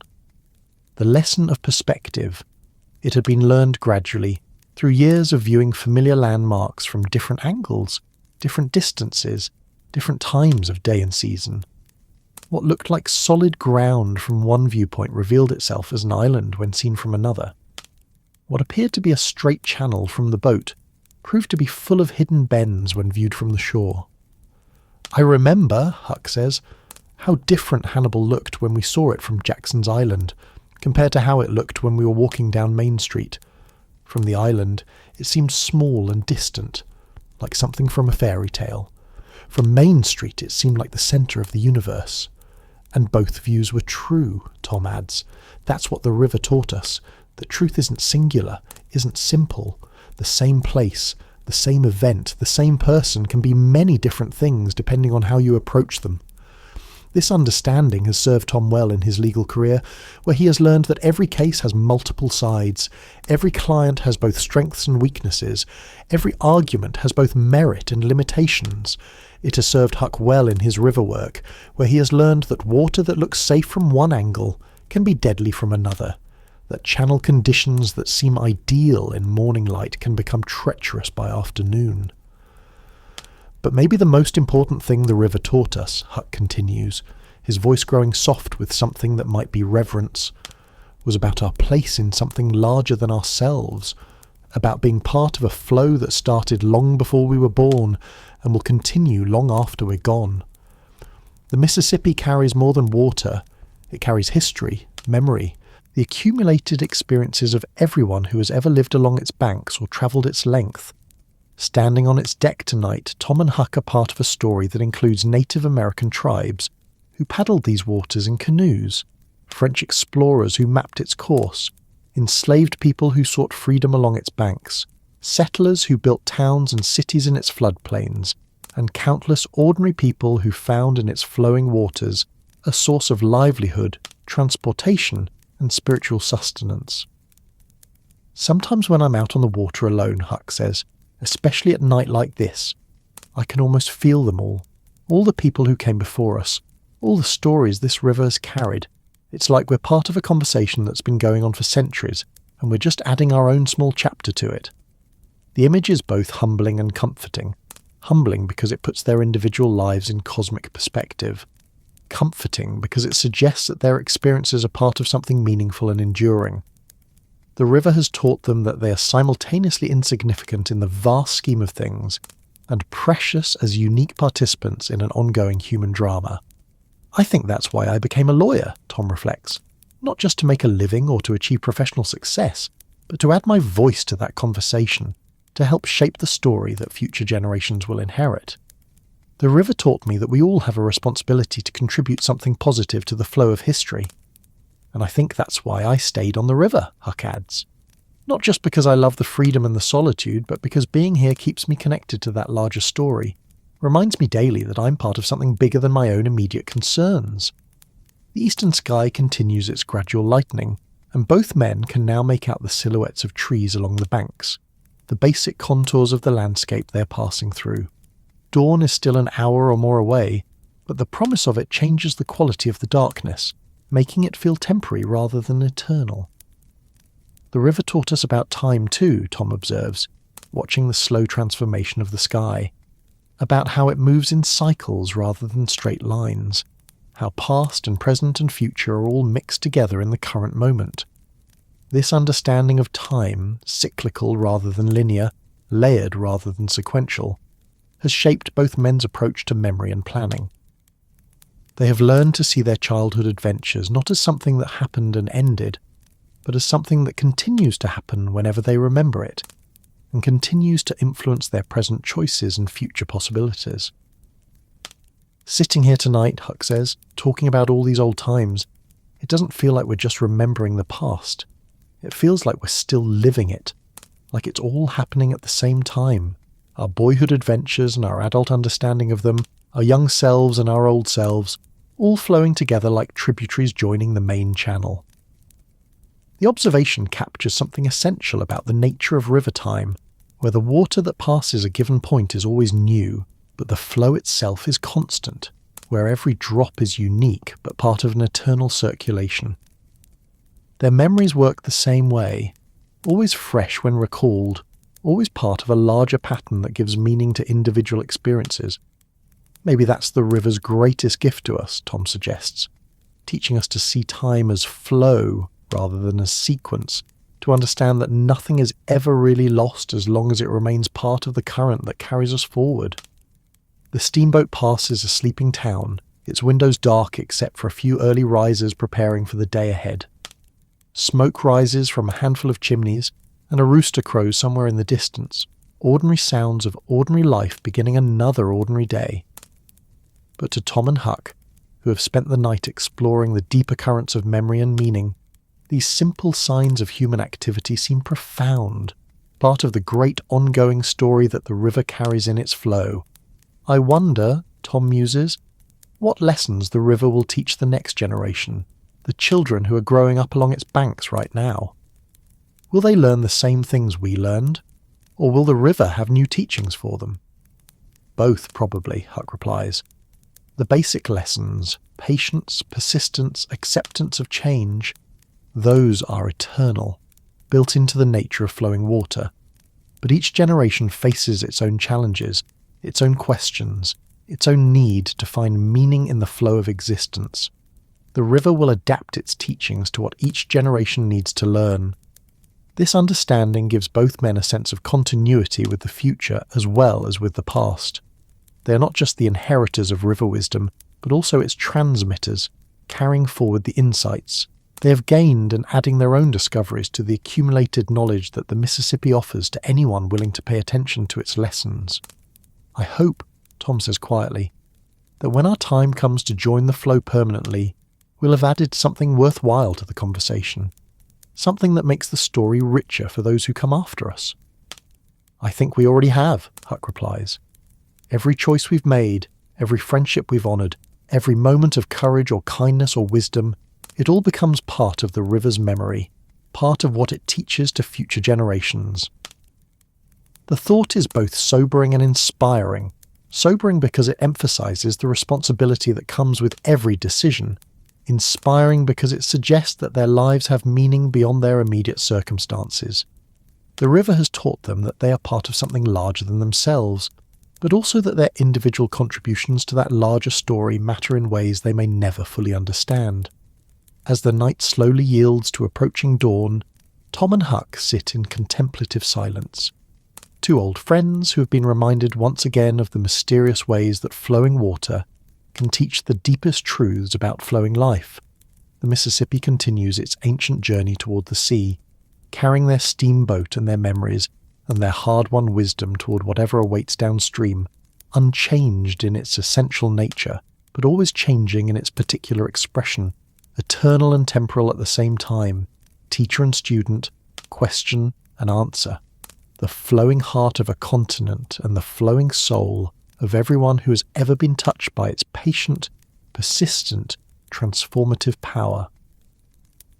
The eastern sky has transformed from black to deep purple to the softest shade of rose, painted with a kind of delicate beauty that seems to exist only in the moments between night and day.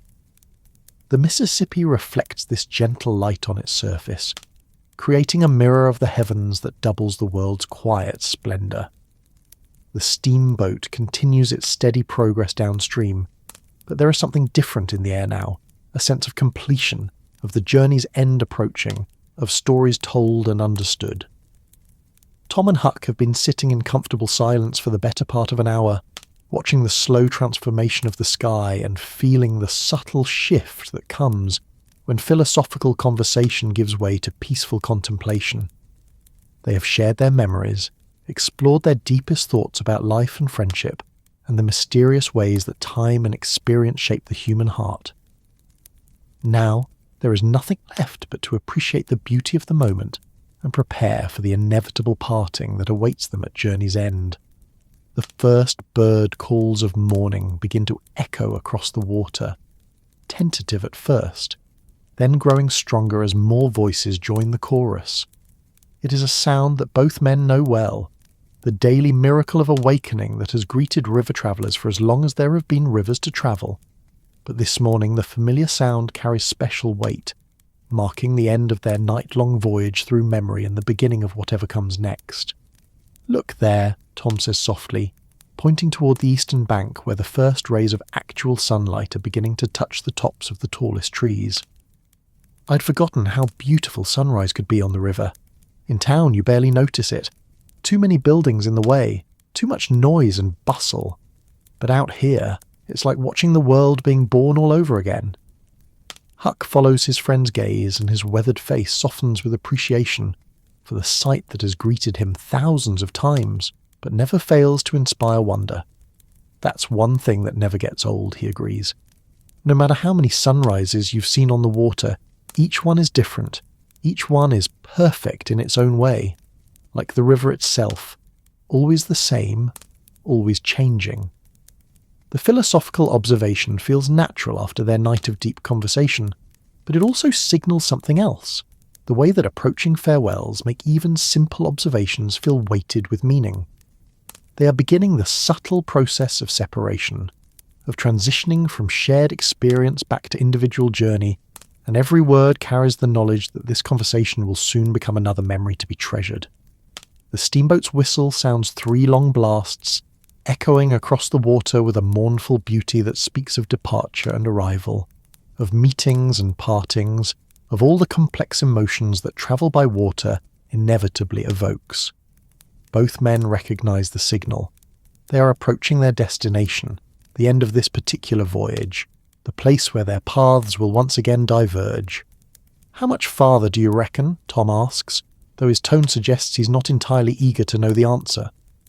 "Can't be more than an hour or 2, Huck replies, reading the familiar signs that indicate their approach to a major river port. "The banks are getting closer together, and I can see the smoke from steamboat stacks ahead. Looks like we're coming up on Natchez." Natchez, perched on its bluffs above the river, one of the great ports of the antebellum South, a city that has seen as much history and change as any place on the continent. It is here that Tom will disembark to meet with his clients, to attend to the legal business that provided the official reason for this journey. It is here that Huck will continue downstream toward New Orleans and the surveying work that awaits him there. It is here that their magical night of shared reminiscence will end and the ordinary world will reclaim them both. "I don't want it to end," Tom admits, his voice carrying a vulnerability that his professional demeanour rarely reveals. "This night, this conversation, this feeling of being connected to something larger than myself. I don't want to go back to depositions and contracts and all the small complications that fill up most days." "But you will," Huck says gently, "because that's who you are. That's the path you chose. That's how you contribute to the great conversation we were talking about earlier. And it won't really end, Tom. This night, these memories, the understanding we've shared, all of that becomes part of who we are, part of what we carry forward into whatever comes next."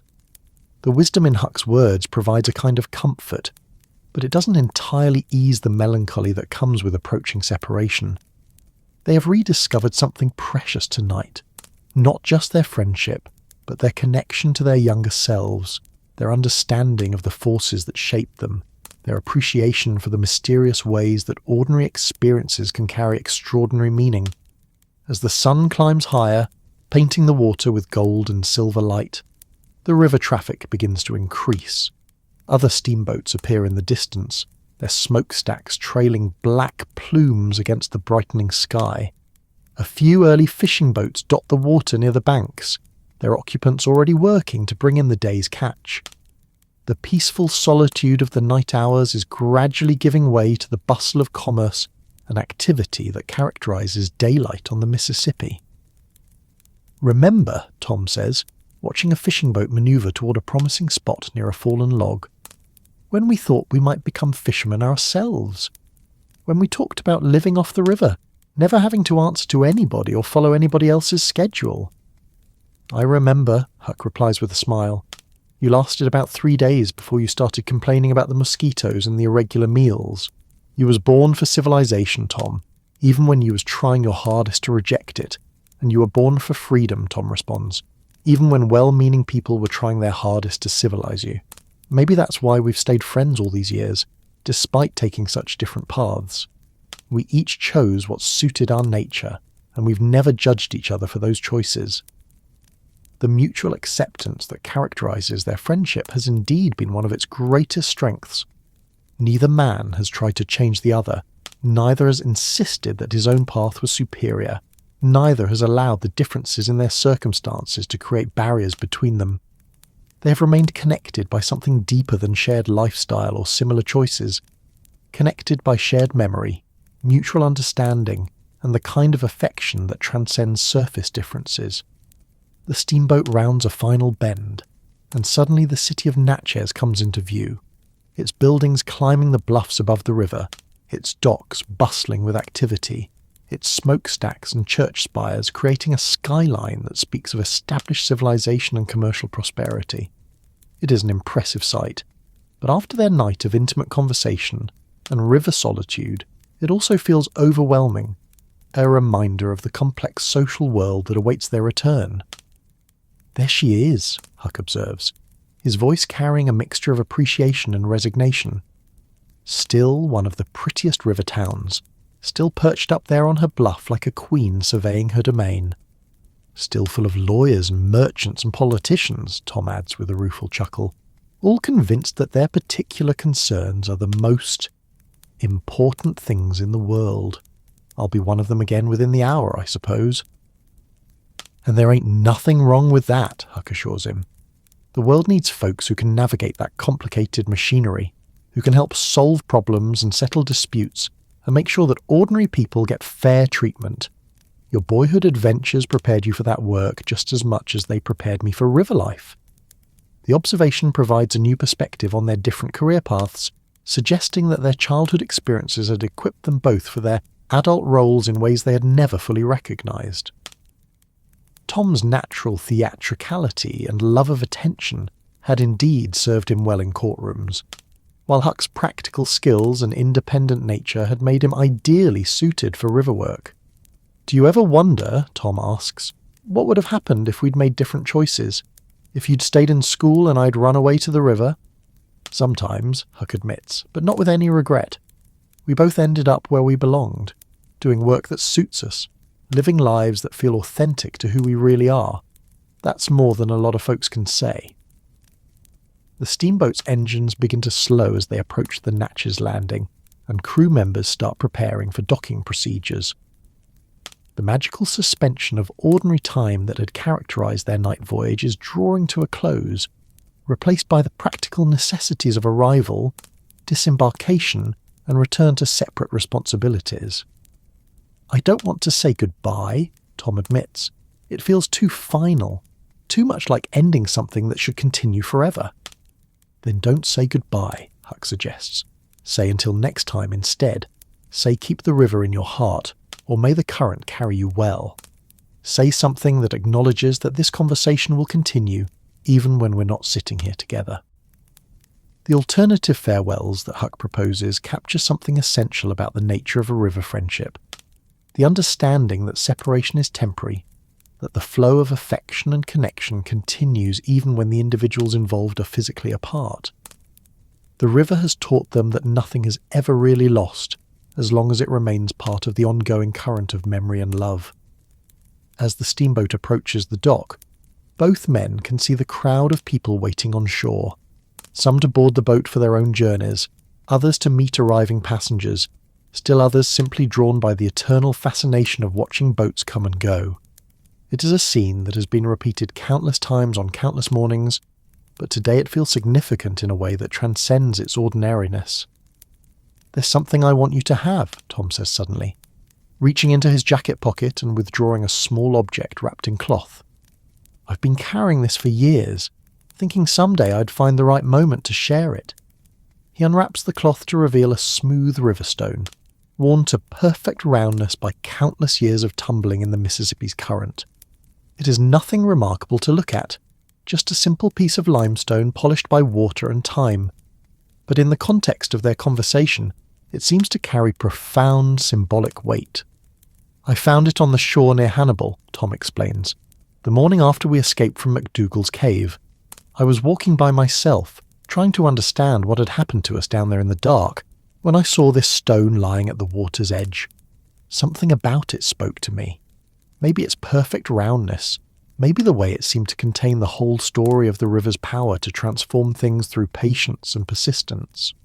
Huck takes the stone with the reverence usually reserved for sacred objects, feeling its smooth surface and appreciating its simple beauty. "It's perfect," he says softly. "Like everything the river teaches us, simple on the surface, profound when you really look at it." "Keep it," Tom insists. "Let it remind you of this night, of our friendship, of all the lessons the river has taught us both. And when you look at it, remember that some things endure even when everything else changes." The gift creates a moment of profound connection between the two men, a tangible symbol of the intangible bonds that have held them together across decades and differences.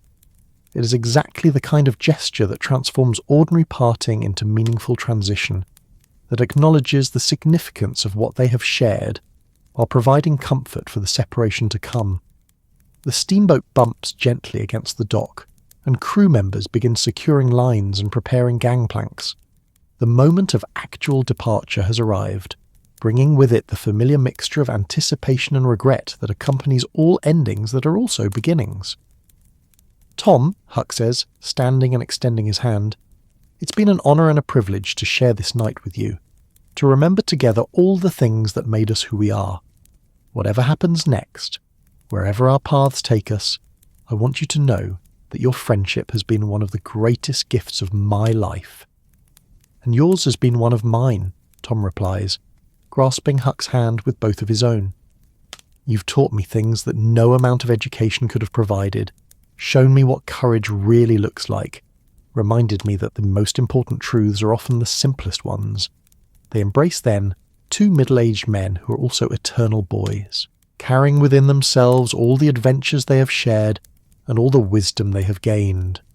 It is a moment that contains multitudes: gratitude for the past, acceptance of the present, hope for the future, and the deep satisfaction that comes from friendship honestly lived and deeply appreciated. "Until the river brings us together again," Tom says as they separate. "Until the river brings us together again," Huck agrees. Tom gathers his bags and joins the stream of passengers disembarking at Natchez, but he turns back once to wave from the dock. Huck waves in return from the steamboat's deck, watching his friend disappear into the crowd of people beginning their own daily journeys. Then he turns his attention back to the river, which continues its eternal flow toward the sea, carrying the memory of their conversation, along with countless other stories of friendship and separation, meeting and parting, love and loss. The steamboat's whistle sounds again, signalling departure for the final leg of the journey to New Orleans. As the boat pulls away from the dock, Huck stands at the rail, feeling the riverstone's smooth weight in his pocket, and watching the sun climb higher in the sky. The night of memories has ended, but the memories themselves remain, part of the continuing current that carries him forward into whatever adventures await downstream. The Mississippi flows on with its ancient patience, unchanged by the human dramas played out on its banks and waters, yet somehow enriched by them all. It carries Tom's ambitions toward their destination in Natchez, carries Huck's wandering spirit toward new discoveries in New Orleans, carries the story of their friendship toward whatever future meetings may await them in the great flow of time and chance and the mysterious workings of River Providence. And in that flow, nothing is ever really lost. The boys who once played pirates on Jackson's Island continue to live with the men who shared memories on a steamboat deck. The cave that tested their courage continues to teach lessons about friendship and survival. The raft that carried Huck and Jim toward freedom continues to symbolize the power of human dignity to triumph over human cruelty.